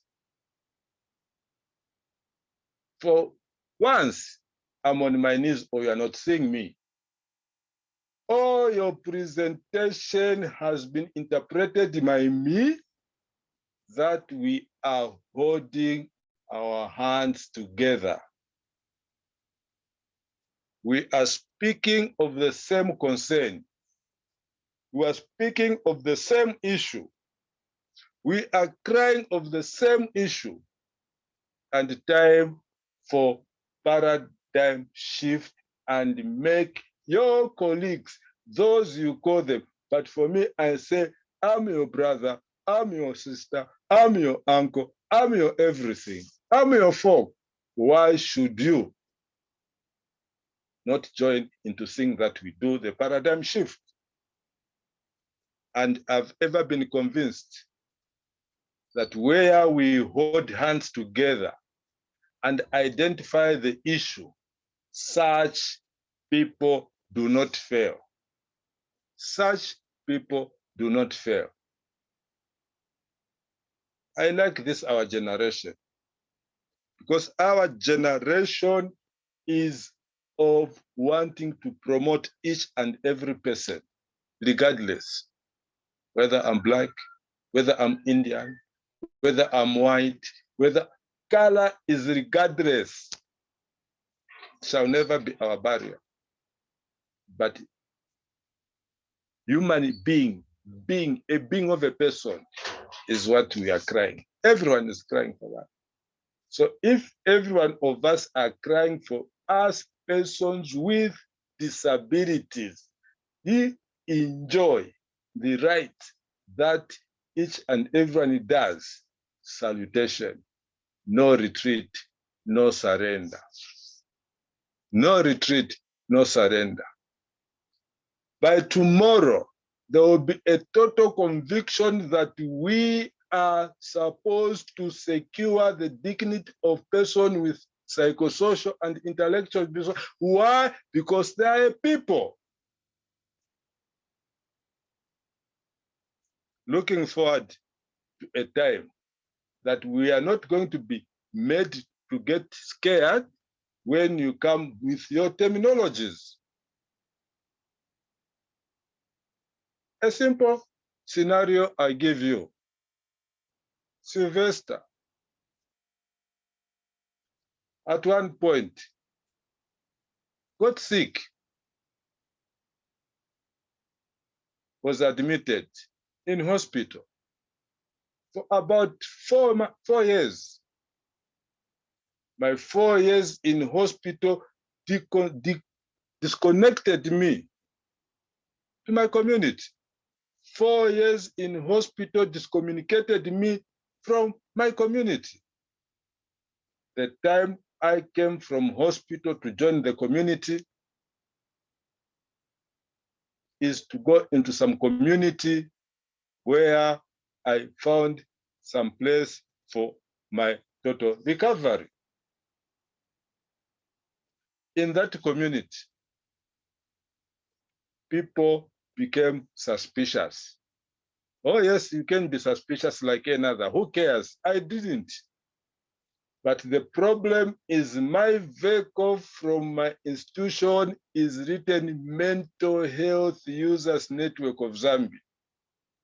When that vehicle just comes to say hi to my colleagues, the community interpreted. There is someone who is being visited by a vehicle that runs with the name mental health. To them, when they say mental health, they interpret it to their community means a mad person.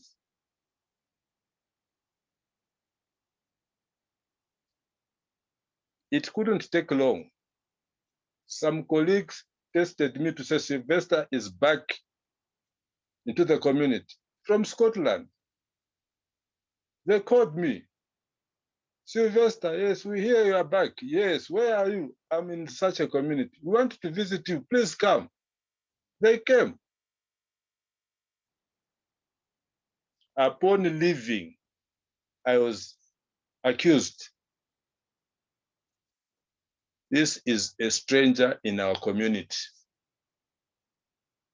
A stranger in our community. He looks very sophisticated. He might be a criminal. Reported to the police. The police arrested me. Just because they heard that my Sylvester is connected to mental health, an opportunity to follow the right procedure was denied. Why should you just quickly judge me minus even interacting with me? And the police became a learning point for me. I did pretend the first time as if I know nothing. That to push me against the wall.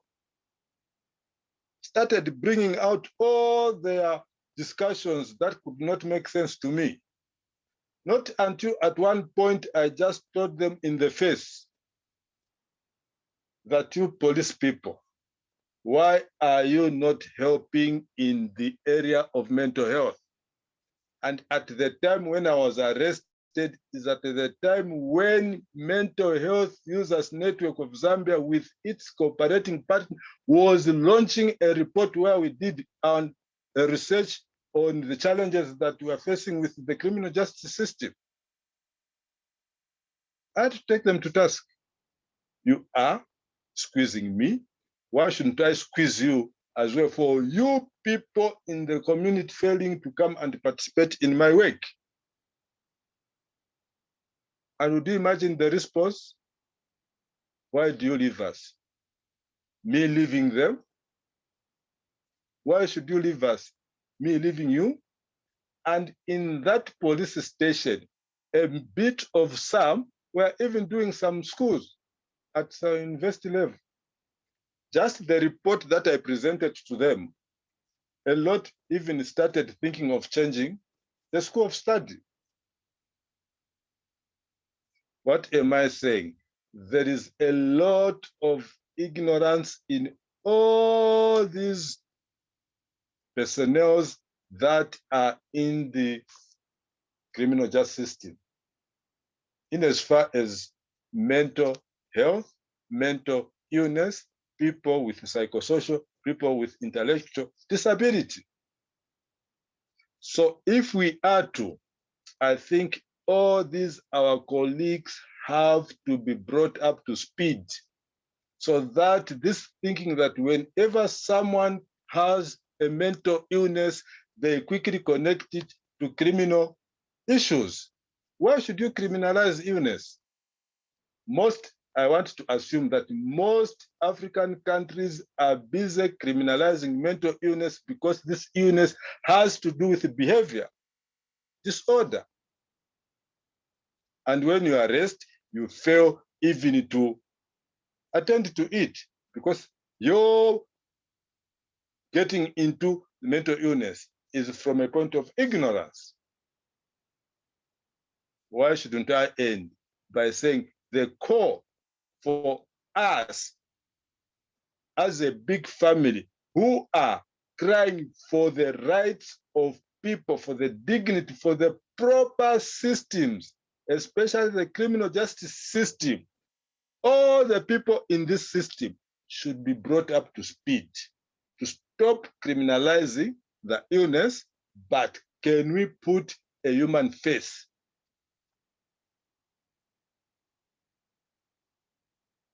As of prime importance.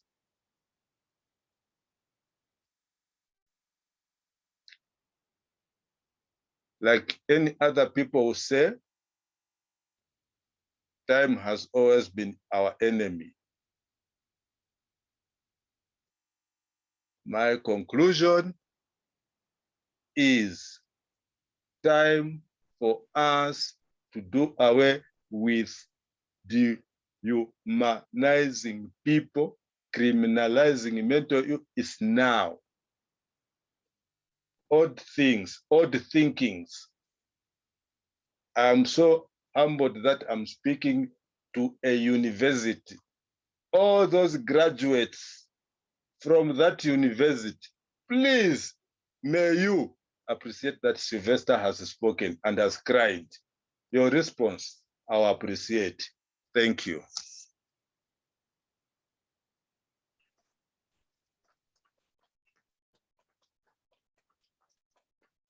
Thank you so much, Sylvester. Thank you so much again. I think the most important thing for this conversation today was nothing about us without us. And I think at this particular time, we have heard from people who are being affected by the criminal justice system. Okay, so I think that was a live example. Thank you once again.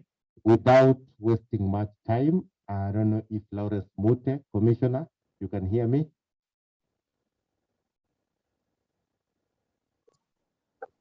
Yes, I can. Okay, thank you. So at this particular moment, I'm going to call on Commissioner Lawrence Mute. He will the immediate former vice chair of the African Commission on Human and People Rights. I think he also worked at Kenya National Commission on Human Rights some time back. He's quite instrumental in terms of disability rights. I think Diana Msipa alluded to the Disability Rights Protocol at the African Union. Commissioner Mute was among the people who drafted it at the very first instance. So at this, he currently works at University of Nairobi as a lecturer, and he also heads the Disability Rights Project at the University of Nairobi, which he currently leads. So Commissioner Mute, if you could hear me, can you now make your presentation, please? Thank you. Thank you. Thank you very much, William. One of the good things about this conference is that we are speaking to students, at least a big number of you, I'm sure, are students. And, you know, when you teach, you also have to be empathetic. You have to empathize. And a part of empathizing with a law student studying in Kenya today is that eventually we let them to go into the world, and they encounter these extremely senior lawyers who grew up in the common law tradition. So the common law tradition, and then you come with all these strange ideas, such as the contestation or contesting, you know, the insanity defense and things like those. And if you're not careful, the veteran lawyer might throw you out of their chambers. But I think it's a good thing that we are having discussions, particularly with young people, about these significant, about these important topics. And so it's good, for example, that as the last speaker has said, for example, at the School of Law at the University of Nairobi, we have nowadays a dedicated course on disability rights. So actually, by the time you have new lawyers, they actually understand the basics. So I think it's a pleasure to be part of this discussion this afternoon. Now, I was asked to speak about continental perspectives on emergent jurisprudence and good practices on the rights of persons with psychosocial disabilities and also persons with intellectual disabilities in respect of criminal or the criminal justice system. What I'm going to do, because I know different speakers have taken different approaches in the last couple of hours, and I'm sure you must be very wary. I think there's been a lot of talk. What I want to do, take a slightly different approach. I want to use the deprivation of liberty framework. So the deprivation of liberty framework to explain how continental judicial bodies have addressed the rights of persons with psychosocial and also intellectual disabilities, again, within the criminal justice system. And I hope I will not take 30 minutes. I really want to take fewer minutes than that. I draw in my presentation, clearly as William Aseka has said, from my 7 years experience as a member of the African Commission on Human and People's Rights, where I led, or I also participated in the determination of communications. So those communications, in other words, cases, which either would be filed and we would determine as commissioners on the basis of admissibility only, but also from time to time on their merits. And I also led the development of key hard as well as soft law norms, obviously including the protocol to the African Charter on Human and People's Rights on the rights of persons with disabilities in Africa. And then I'll also be mentioning another or some other soft law instruments. For example, what we call the Luanda guidelines. I'll mention those later. Most recently, I have been supporting a subsidiary mechanism of the African Commission, again, to think through arbitrary or unlawful deprivation of liberty.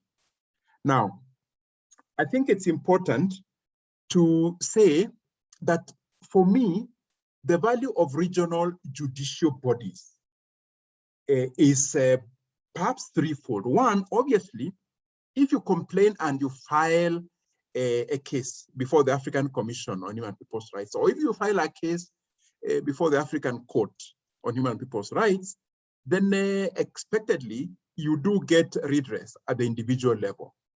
But second, the other value is in respect of the fact that determinations by the judicial body at the regional level establishes or affirms minimum standards. So in whatever area you're discussing, whether it's Article 13 of the protocol, Disability Rights Protocol, and again, as has been pointed out, that hasn't come into force yet. If it's access to justice, then what is a minimum standard? Okay, so it affirms that. And finally, as important, I think, whereas at the international or regional level, only a couple of cases may be determined by the particular judicial body, those judicial bodies expectedly should set out rich jurisprudence, which then may guide the determinations in domestic courts. And I think that does happen a lot. So I think that's a context which we need to keep in mind as we have this discussion.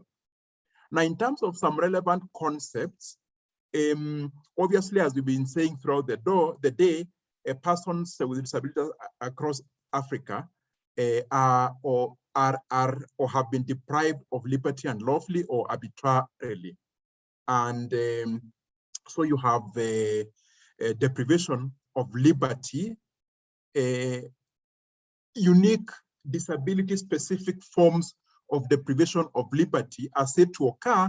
And here I'm quoting the UN Disability Rights Rapporteur when she says, or the former one, if there are laws, regulations, and or practices in place that provide for or permit such a deprivation based on a perceived or actual impairment.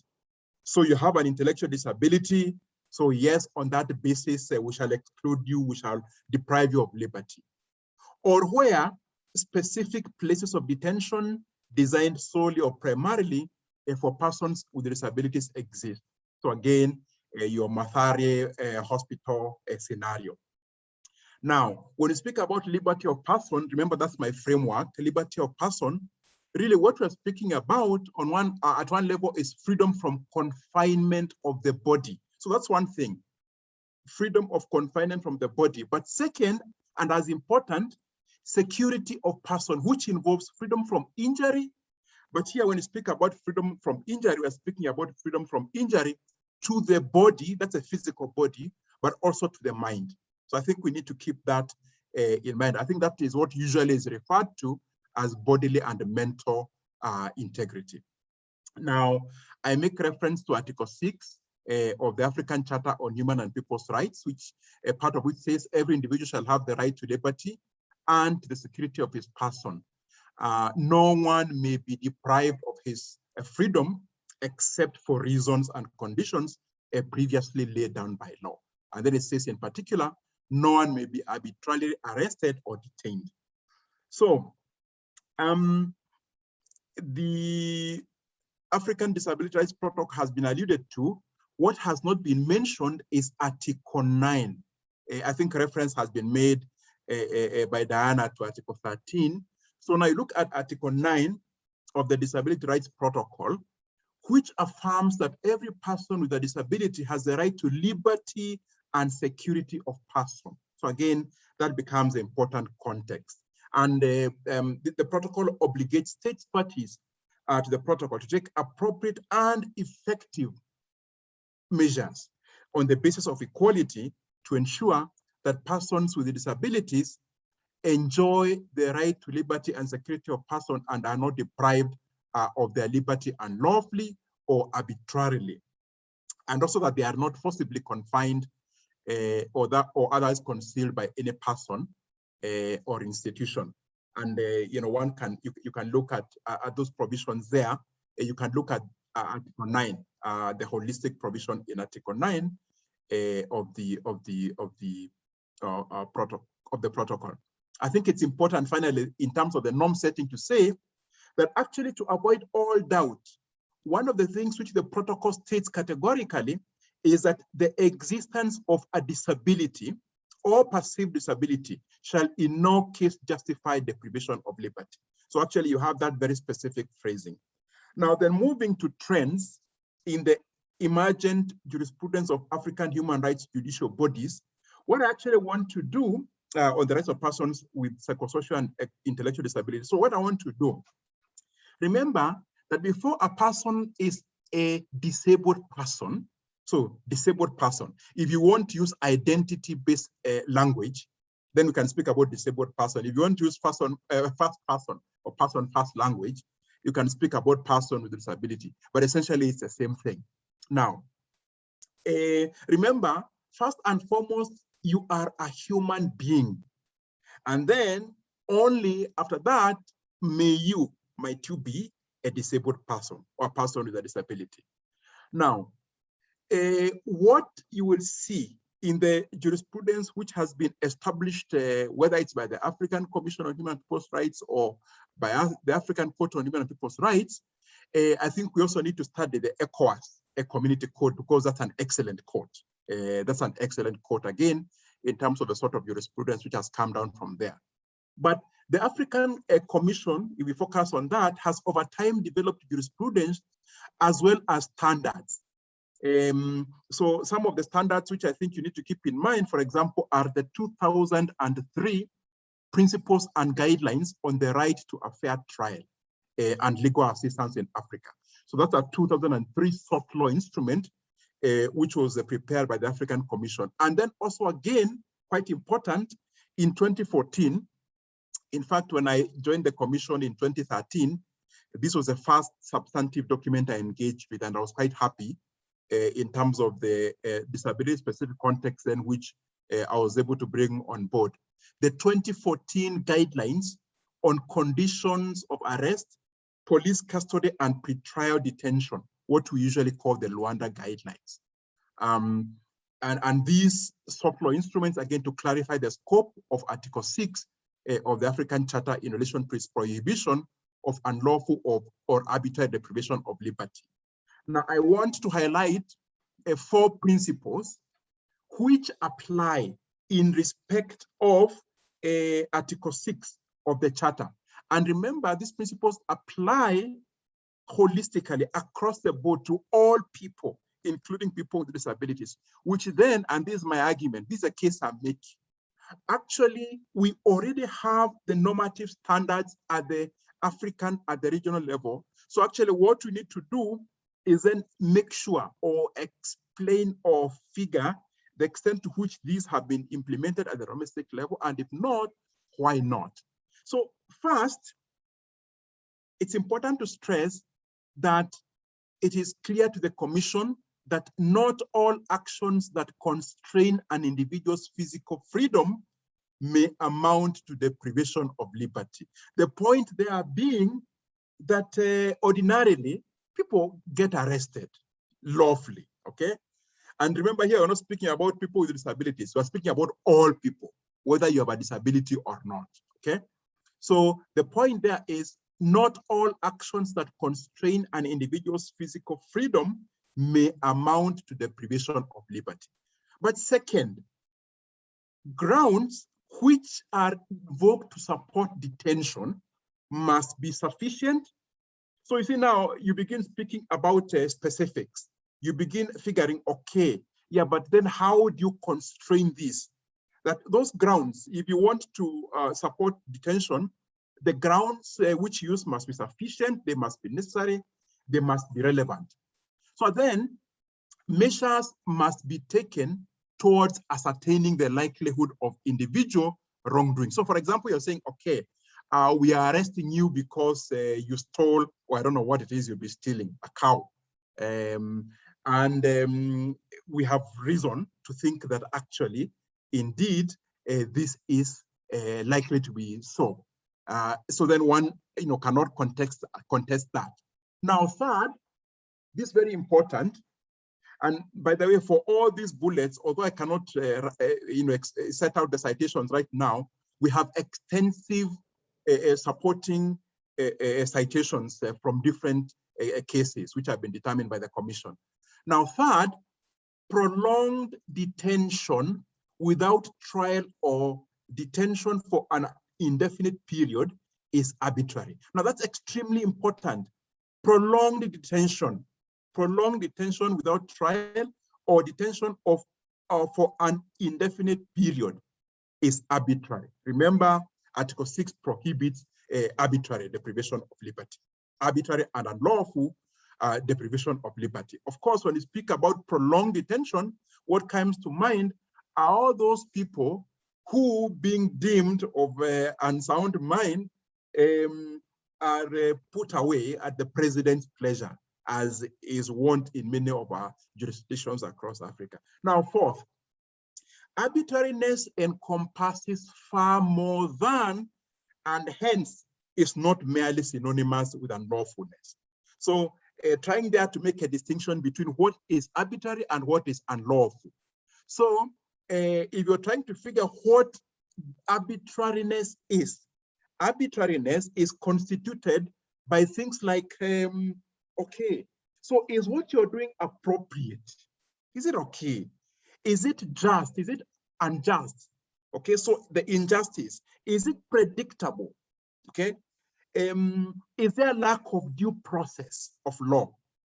So these are the sorts of questions then when you ask, and by the way, when you begin figuring these questions, particularly in respect of people with intellectual disabilities, in respect of people with psychosocial disabilities, you look at CPC 166, 167, then that's a discussion which we are having. Now, and I think the final point I wish to make in this regard is that actually it's important to keep in mind that an arrest or detention, which may be legal under domestic law, may be arbitrary and hence illegal by reason of its inappropriate, unjust, or unpredictable nature. And that is a determination which actually has been made by the African Commission in some of its case law. Now, I shall not focus on Purohit, because there was a lot of discussion which happened in that regard. So it's not necessary for me to have that discussion. What I want to show you is, I mentioned the Luanda guidelines. I mentioned the Luanda guidelines. And it is important that then we try to understand or figure, what the Luanda guidelines are all about. And so these are the guidelines on conditions of arrest, police custody, and pretrial detention. And I think when you're doing work around disability, it's extremely important to look at those. I would suggest that in particular, you look at section, I think it's 33 of the guidelines. These guidelines make specific provisions covering the arrest, detention, and pretrial detention of persons with disabilities. They reaffirm that the existence of a disability can in no case justify deprivation of liberty. So in fact, that is the provision, when we began drafting the Disability Rights Protocol. Remember, the Luanda guidelines as a soft law instrument of the Commission was in existence before we finalized drafting the Disability Rights Protocol. So in fact, we then took this phrasing because we thought it was important that we capture it now specifically in a substantive hard law instrument. And so that's why we included it in the Disability Rights Protocol itself. So then, while the Disability Rights Protocol has not come into force, I think it's important to say that its provisions, as we have cited earlier, resonate with and they provide a disability-specific content towards protecting persons from unlawful or arbitrary deprivation of liberty. Now, the protocol also establishes a range of other interrelated rights. Already, earlier, we had discussions around access to justice. Of course, quite significantly, the whole discussion around legal capacity of persons with disabilities, which again is established in the protocol, and again, protection from torture and other ill treatment. So then it brings me to my final question. As I said, I thought it's important I try to do it as quickly as possible. So then, towards protecting the rights of persons with disabilities, with psychosocial and intellectual disabilities in the criminal justice system. So then the question becomes, so what? I mean, yes, so we may have a regional framework. Clearly, as you will have noticed, apart from Purohit and Moore, I do not think that any of the regional tribunals, whether it's African Court or the African Commission, have had another case which substantively was on disability. So my wording there, substantively on disability. And so my challenge, particularly to all of us, all of you who are in this discussion, all of you who may be listening to this discussion, these regional bodies need triable cases. These regional bodies will not develop more jurisprudence without triable cases. So I think the challenge is, I am sure in many of our jurisdictions, in many of our countries, whether it's here in Kenya, I know there was a fascinating case in Zambia a couple of years ago, again, around this issue. If you have exhausted local remedies in your particular country, okay? So you've gone through this whole process, you've gone to your high court or perhaps your, whichever is your superior court, and you think that an article of the charter is violated and that your client still requires a remedy, then I think your welcome is extremely important, that you frame a case and you come before the African Commission or you go before the African Court if you are properly suited for that, so that then we can have triable cases coming before these regional tribunals, so again, we can keep developing jurisprudence. Now, obviously, it's important that we do more advocacy to ensure that more states become party to the protocol. Because as someone said, we only have 9 states which actually have signed, not ratified, or they've just signed the treaty.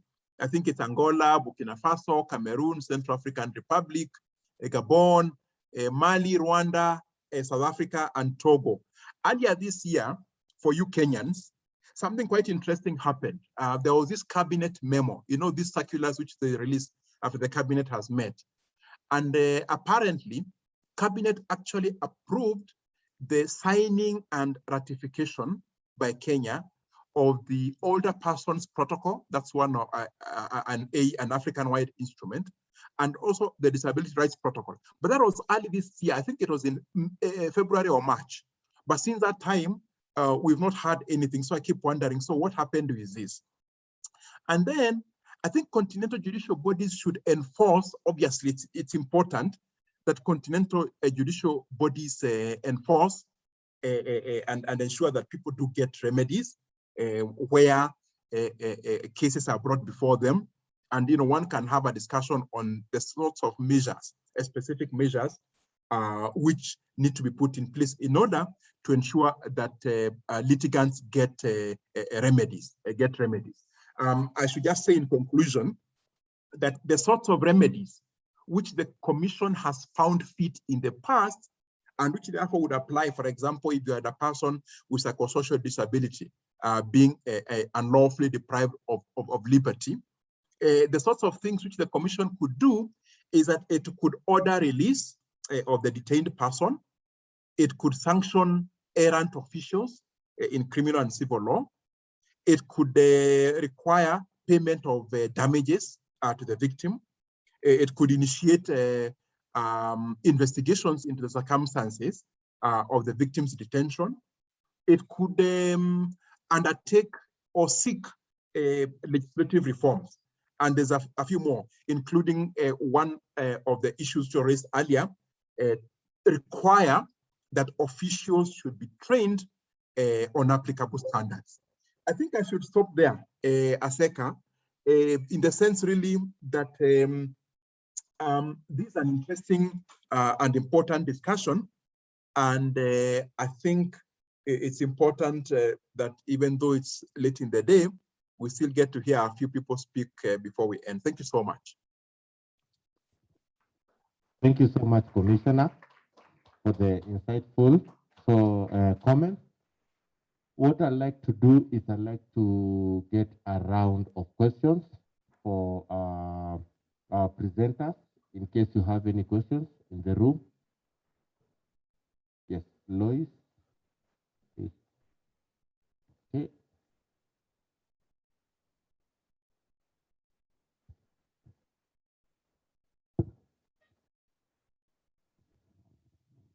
I hope our presenters are still online, those who are still online.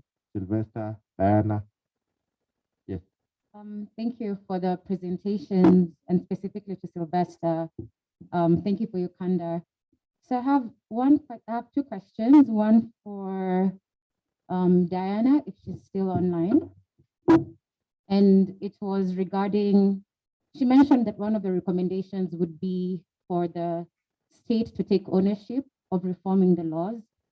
And she made a very good point on how civil society organizations have lack of resources and that their timeline is limited by funding. So, there's a lot of discussions around law reform in the disability rights movement. So how can we put enough, or what's the most effective way for CSOs to advocate and have the state actually take ownership of law reform? And then my next question is to Professor Lawrence Mute.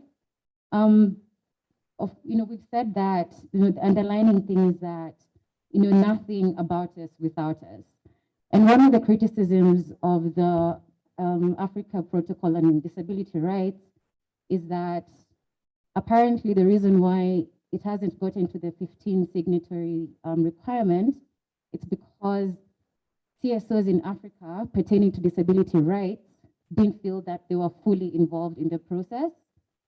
So, well, that's what I found in my research. So I'd be curious to know what his view is with regards to the criticism of there not being enough CSOs. And then also under the same issue of the African Treaty, we do have, do you think that more emphasis should be placed on countries ratifying the optional protocol under the CRPD?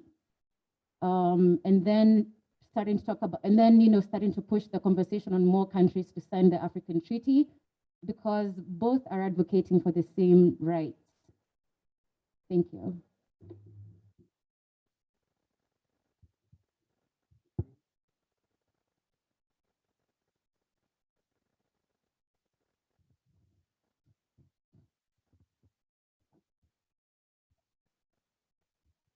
Thank you, session chair and our session speakers, for the very informative and moving presentations. I have a question which may present a number of many questions in itself.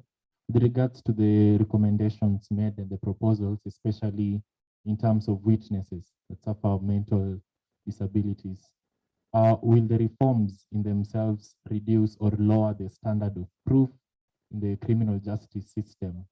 And in that regard, therefore, will that be an acceptable consequence in the case in that will we now have to revise our interpretation to have a more accommodating interpretation of the reasonable doubt standard of proof in criminal systems? Or is there another way of balancing this interest to the, especially to the rights of an accused person? Thank you.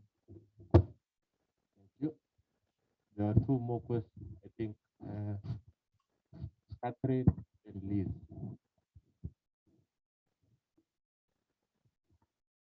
Thank you. Thank you for the afternoon session. It has really touched me, especially Sylvester from Zambia. At the same time, I'm a person living with substance use disorder, so I'm together with Sylvester, and I'm speaking on behalf of persons who use drugs. As I was listening to all the presentation, there's something that touched me. Liberty.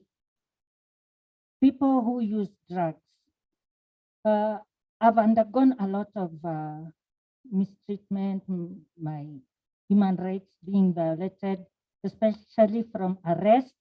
I've undergone several arrests, police custody, court, prisons. I've undergone all that. And something that I've today noticed is this. If we are talking about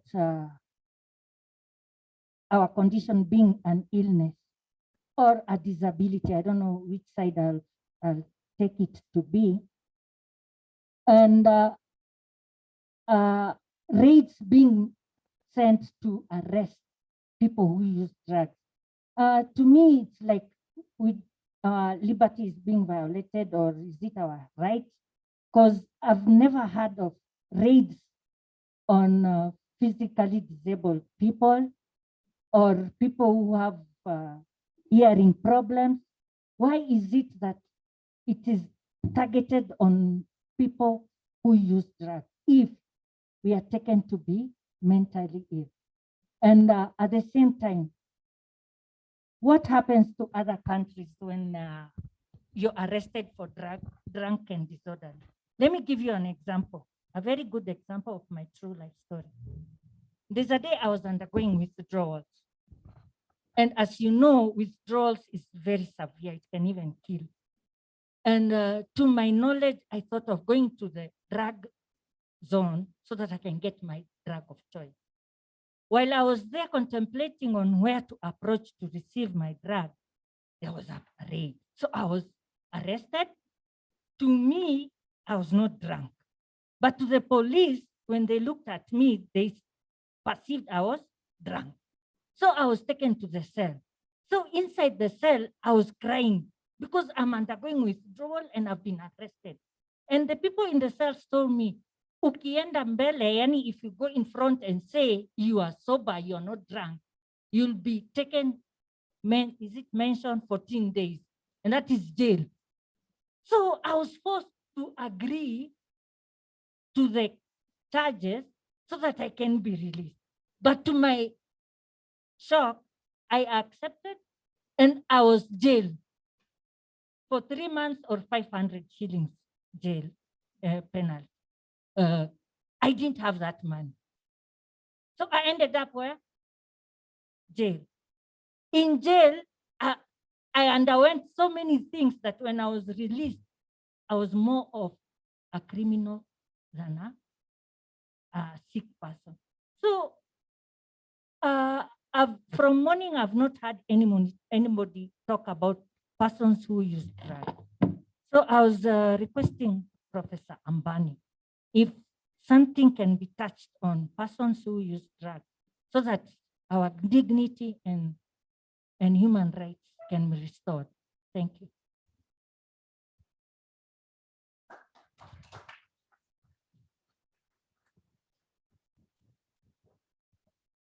Hello. Thank you all for those amazing presentations. I've learned quite a lot today. And I think my question is a little bit more general, and maybe it comes because we are headed toward the end of the day, and more so because this panel was regarding the African question. And so my first question touches on what Madam Catherine just talked about, is a question of medicalization of these conditions, and what are the consequences of that medicalization. And I remember when we had a roundtable quite a while back, probably 2-3 weeks back, that came up about how do we regard mental, let me call them problems generally, to try and remain neutral. Are they medical issues, and to what extent then do they become medical permanent issues that can then morph into a question of identity? Because it came up that you can regard mental illness as a question of identity. And then it becomes a question of if you have, for instance, depression, after 5 years, it subsides or is cured, if that is possible, will you then be categorized as a person with a mental illness? Because I think I bring this up because when it comes to the legal side of it, taking the McNaughton rule to be the par excellence, then it's very particular. It's a question of, at the point of committing the crime, were you A, B, C, D? And those things are described vis-a-vis the requirements of the law. Were you capable of understanding what you were doing? capable of understanding its wrongfulness, and therefore are you culpable for that offense? But when we talk about it more generally, and I think that is a consequence of reform, because you cannot reform just one simple thing and change the whole system. But when we talk about it more generally, what will be the consequence of medicalizing this language? Do we want to stick with the medicalization? To what extent does this medicalization take into account congenital issues? To what extent do we take into account acquired issues? With, for instance, a condition such as depression that is so mystified, even to the doctors themselves who treat it. How do we, lawyers at that, a lot of the times, because we are the ones who will be dealing with these things, how do we properly and with enough nuance deal with, the intricacies of all this? Because clearly a person with autism, a person with big quotes, again, because I am a lawyer, I don't know the proper language, with what people call mental retardation, such that you're 35, but you apparently operate at a 10-year-old level, and someone with depression that was diagnosed 2 years ago, someone with bipolar was diagnosed last week, are all those people to be categorized the same? How do we cater for that nuance? And to add on to that conundrum, I will highlight something, and it's about this, our use of language. One of the things I found interesting is that from the first session and to the second, there was not much of a difference. So we were talking about, in the way we talk about the language, the CRPD, all of these things remain pretty consistent, considering we are talking about international, and African, which strikes me as a bit odd that when we talk about Australia and we talk about Kenya or Zambia or Uganda, it should be all that similar. And I think that is, in my opinion, that is because our language is again founded on treaty, the CRPD, and that question of dignity in it.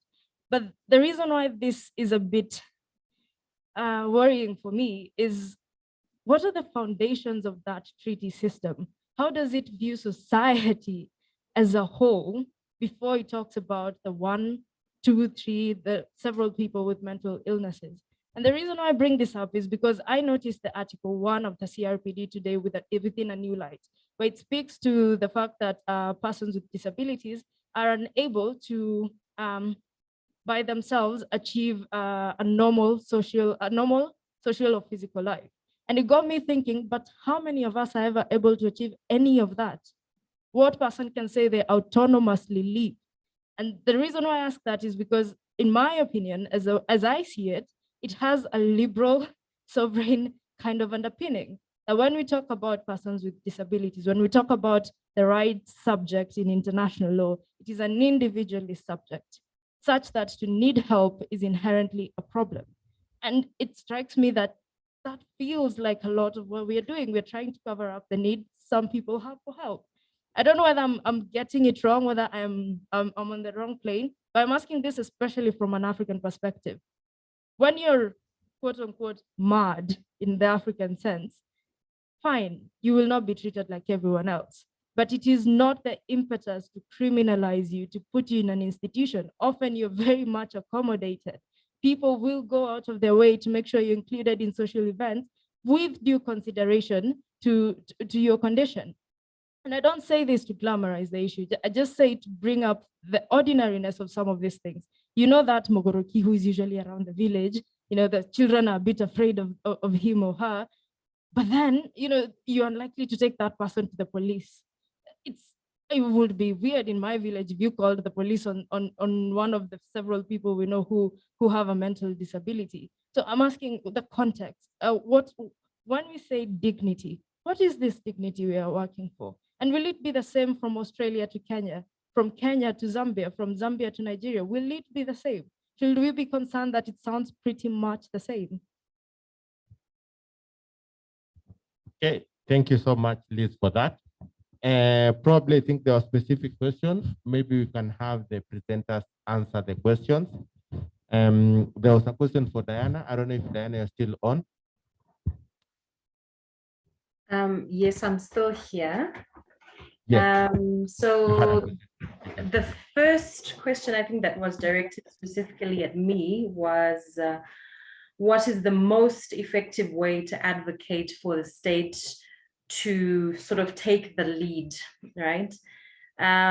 So I think, it's a very practical question, right? So I think one of the ways, the ultimate aim is to get to see the key departments in the state, to get them to see the importance of access to justice for persons with disabilities, to get them to see that it is not just a disability issue, but it is a wider issue. You know, it's to do with the rule of law, it's to do with democracy.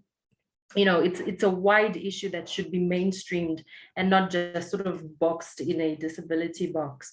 So practically one of the ways that I can think of is to maybe have a champion, like a disability champion, either who is a member of government, the relevant government body, or, you know, a member of the judiciary, or whatever the case may be, but to have someone from within that has sort of bought into the idea of the importance of access to justice for persons with disabilities, and can sort of help convince people from within.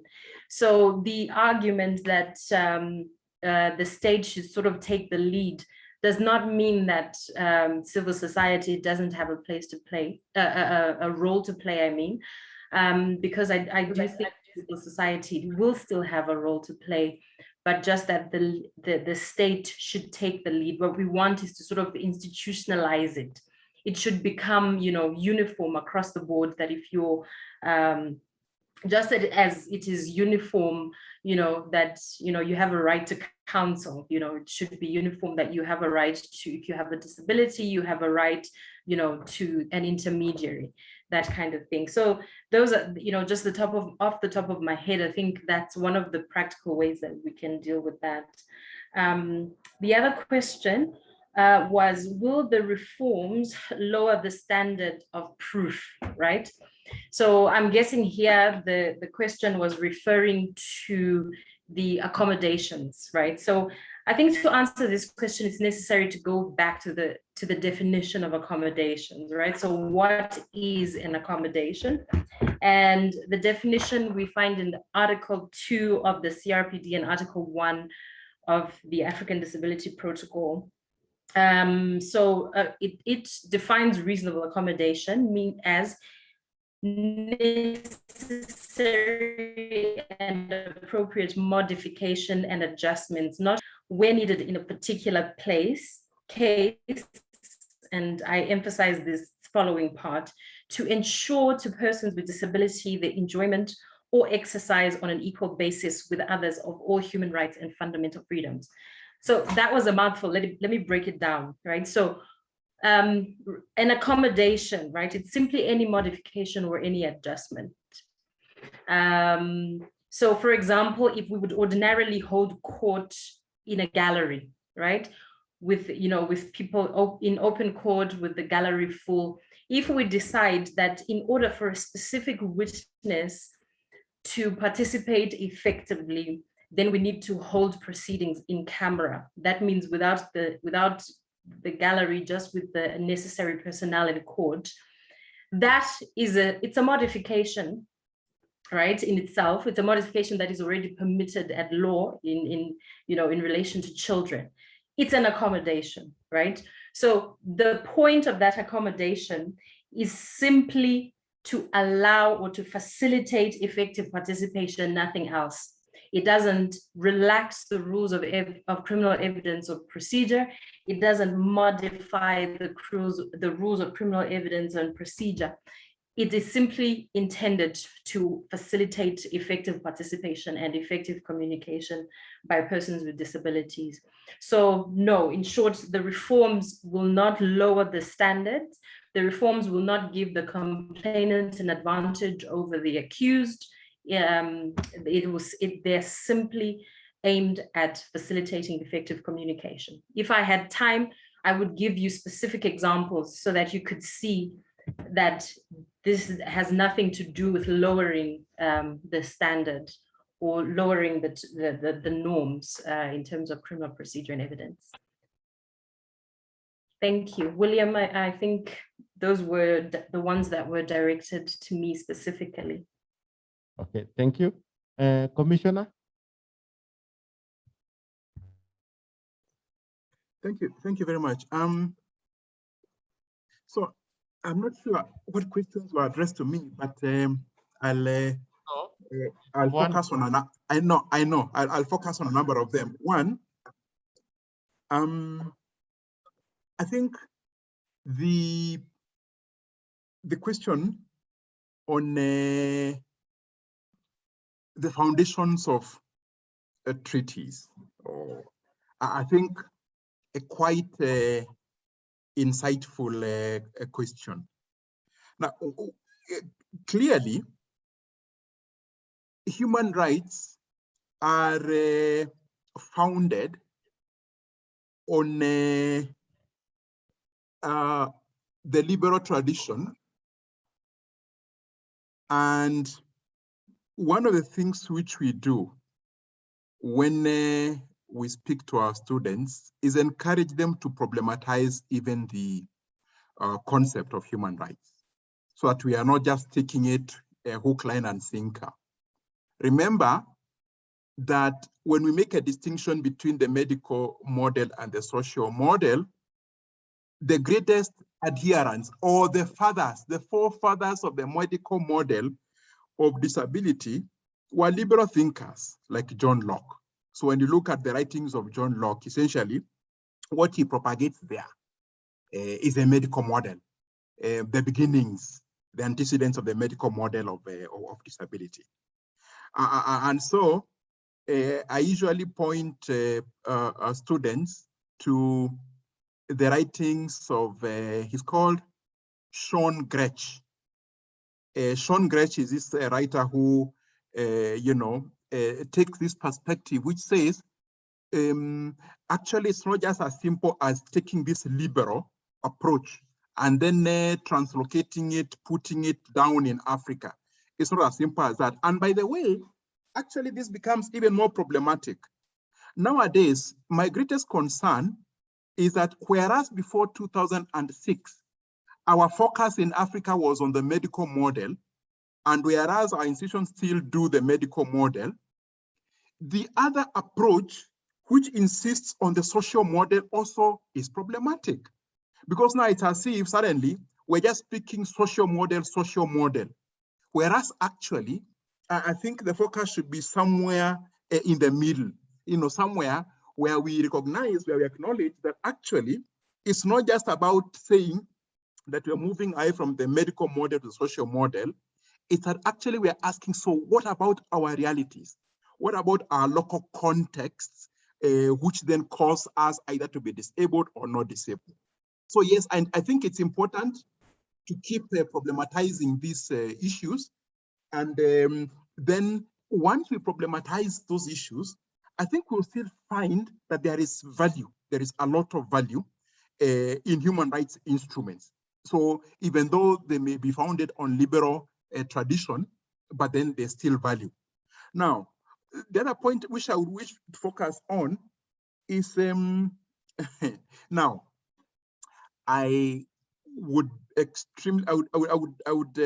extremely careful in defining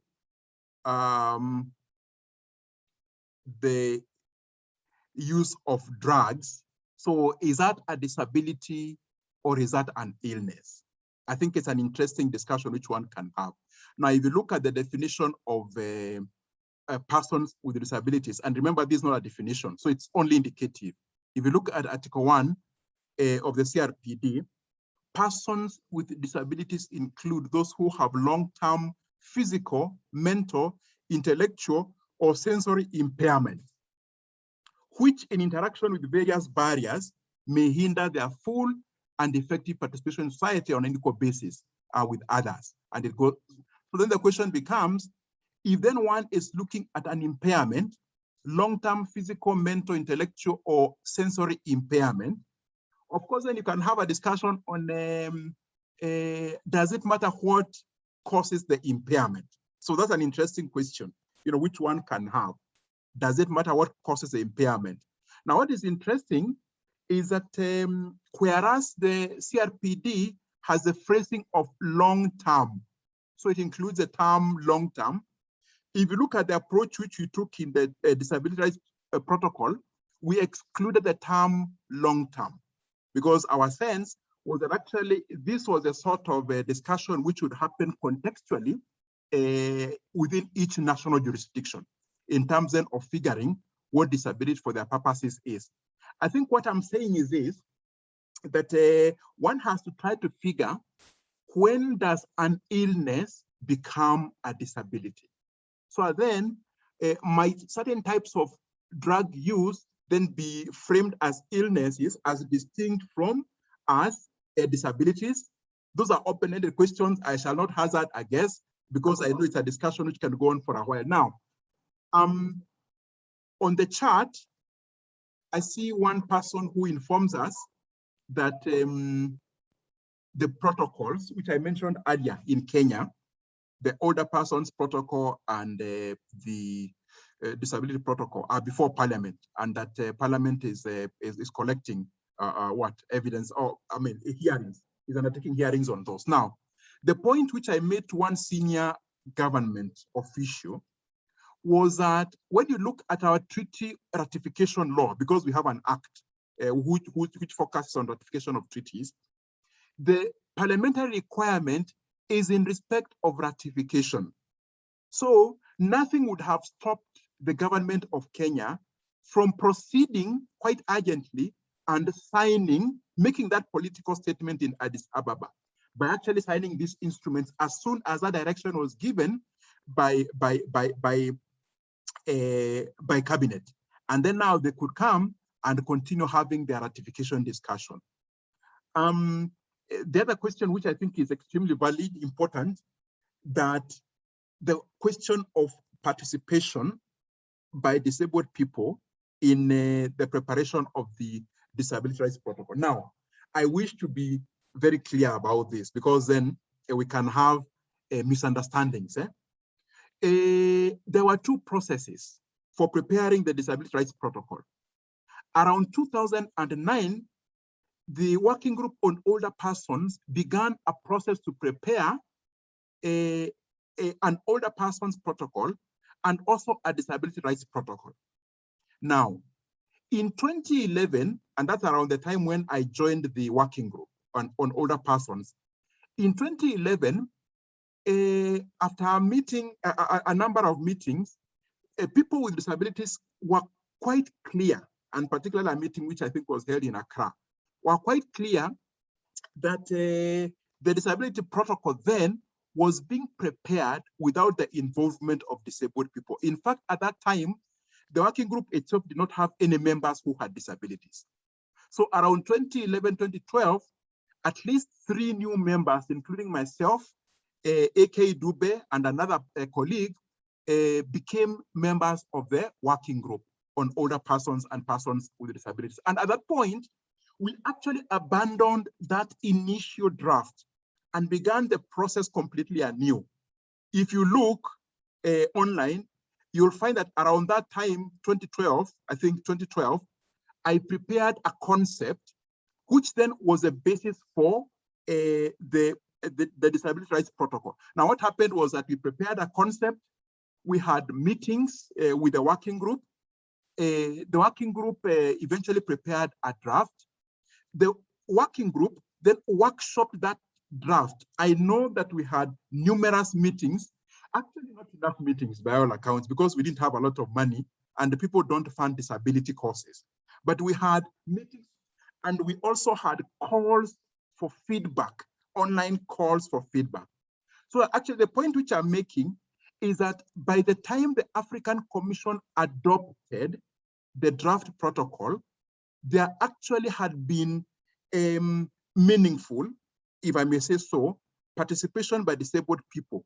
And then when it was taken to the AU again for a couple of years also did some workshops. And I know again, because I was involved in those, we went to all the regions. Of course, you can never reach everybody.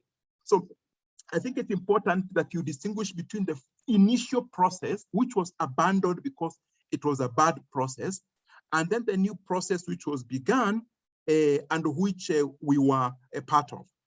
I think those are the questions I would wish to respond to, Aseka. So thank you so much. you so much. I don't know if they are basically at this particular point, because of time, I'd like to give a round of applause, but in a minute, I think maybe Justice would like to respond to something.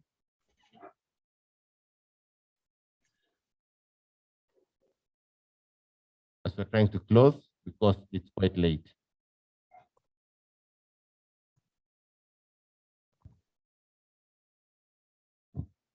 Yes, thank you very much. In the course of my presentation, there were questions also which I had been given to address, and I did not address them because of time.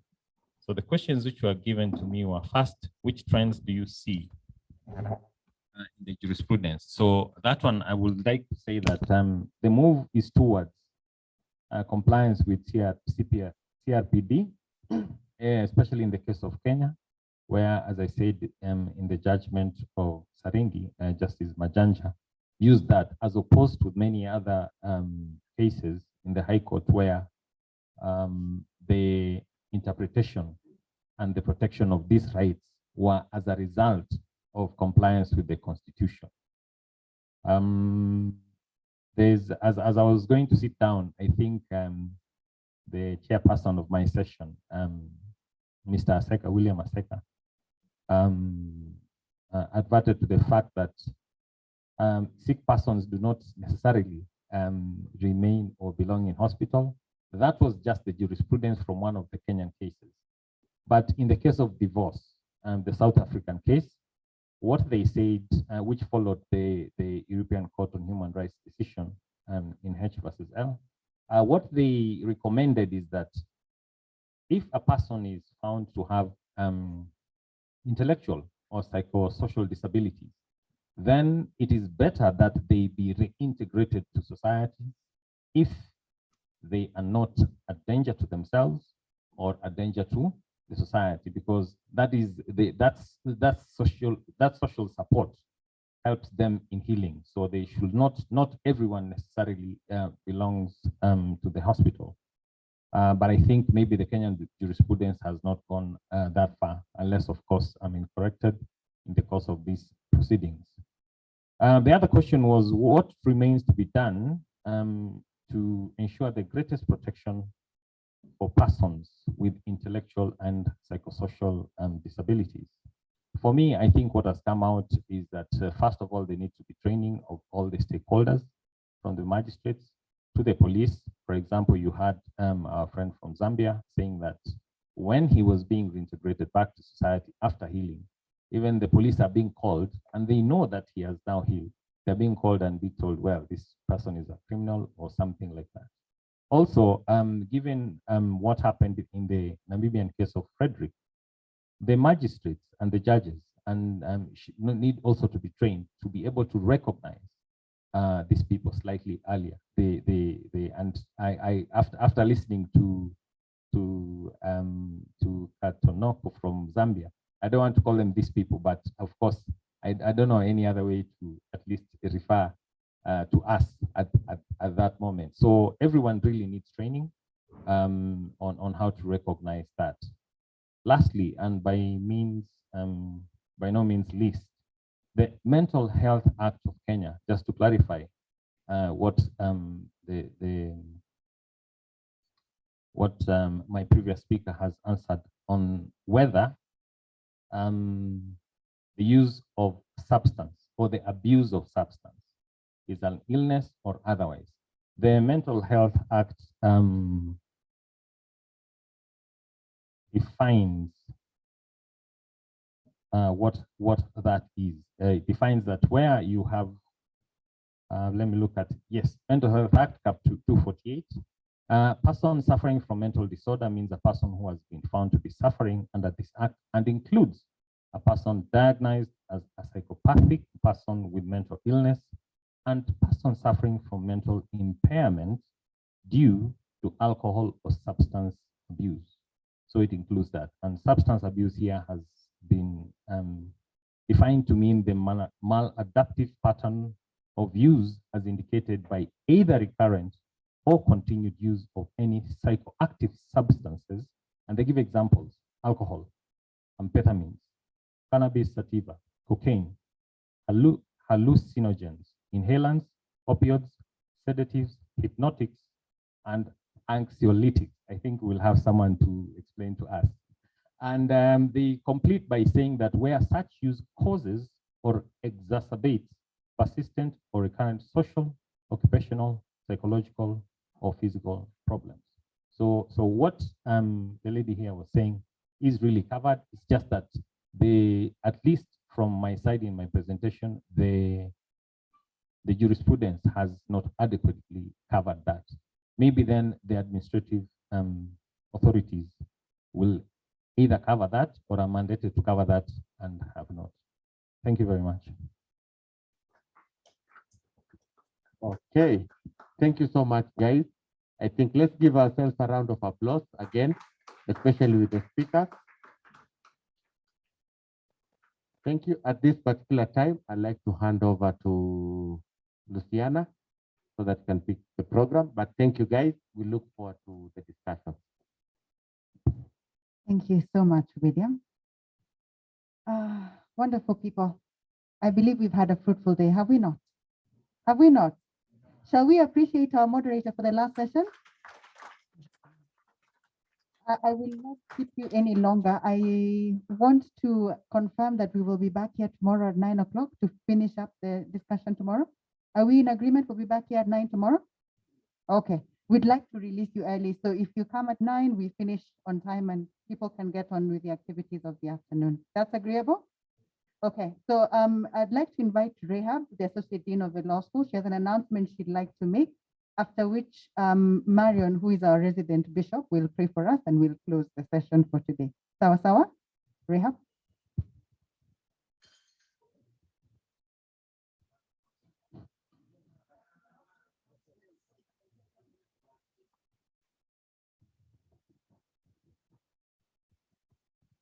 So thank you so much for your patience and for being with us the entire day. I'm sure we are all tired. First of all, we've sat for a long time. I just want to make a small announcement. Tomorrow after the session,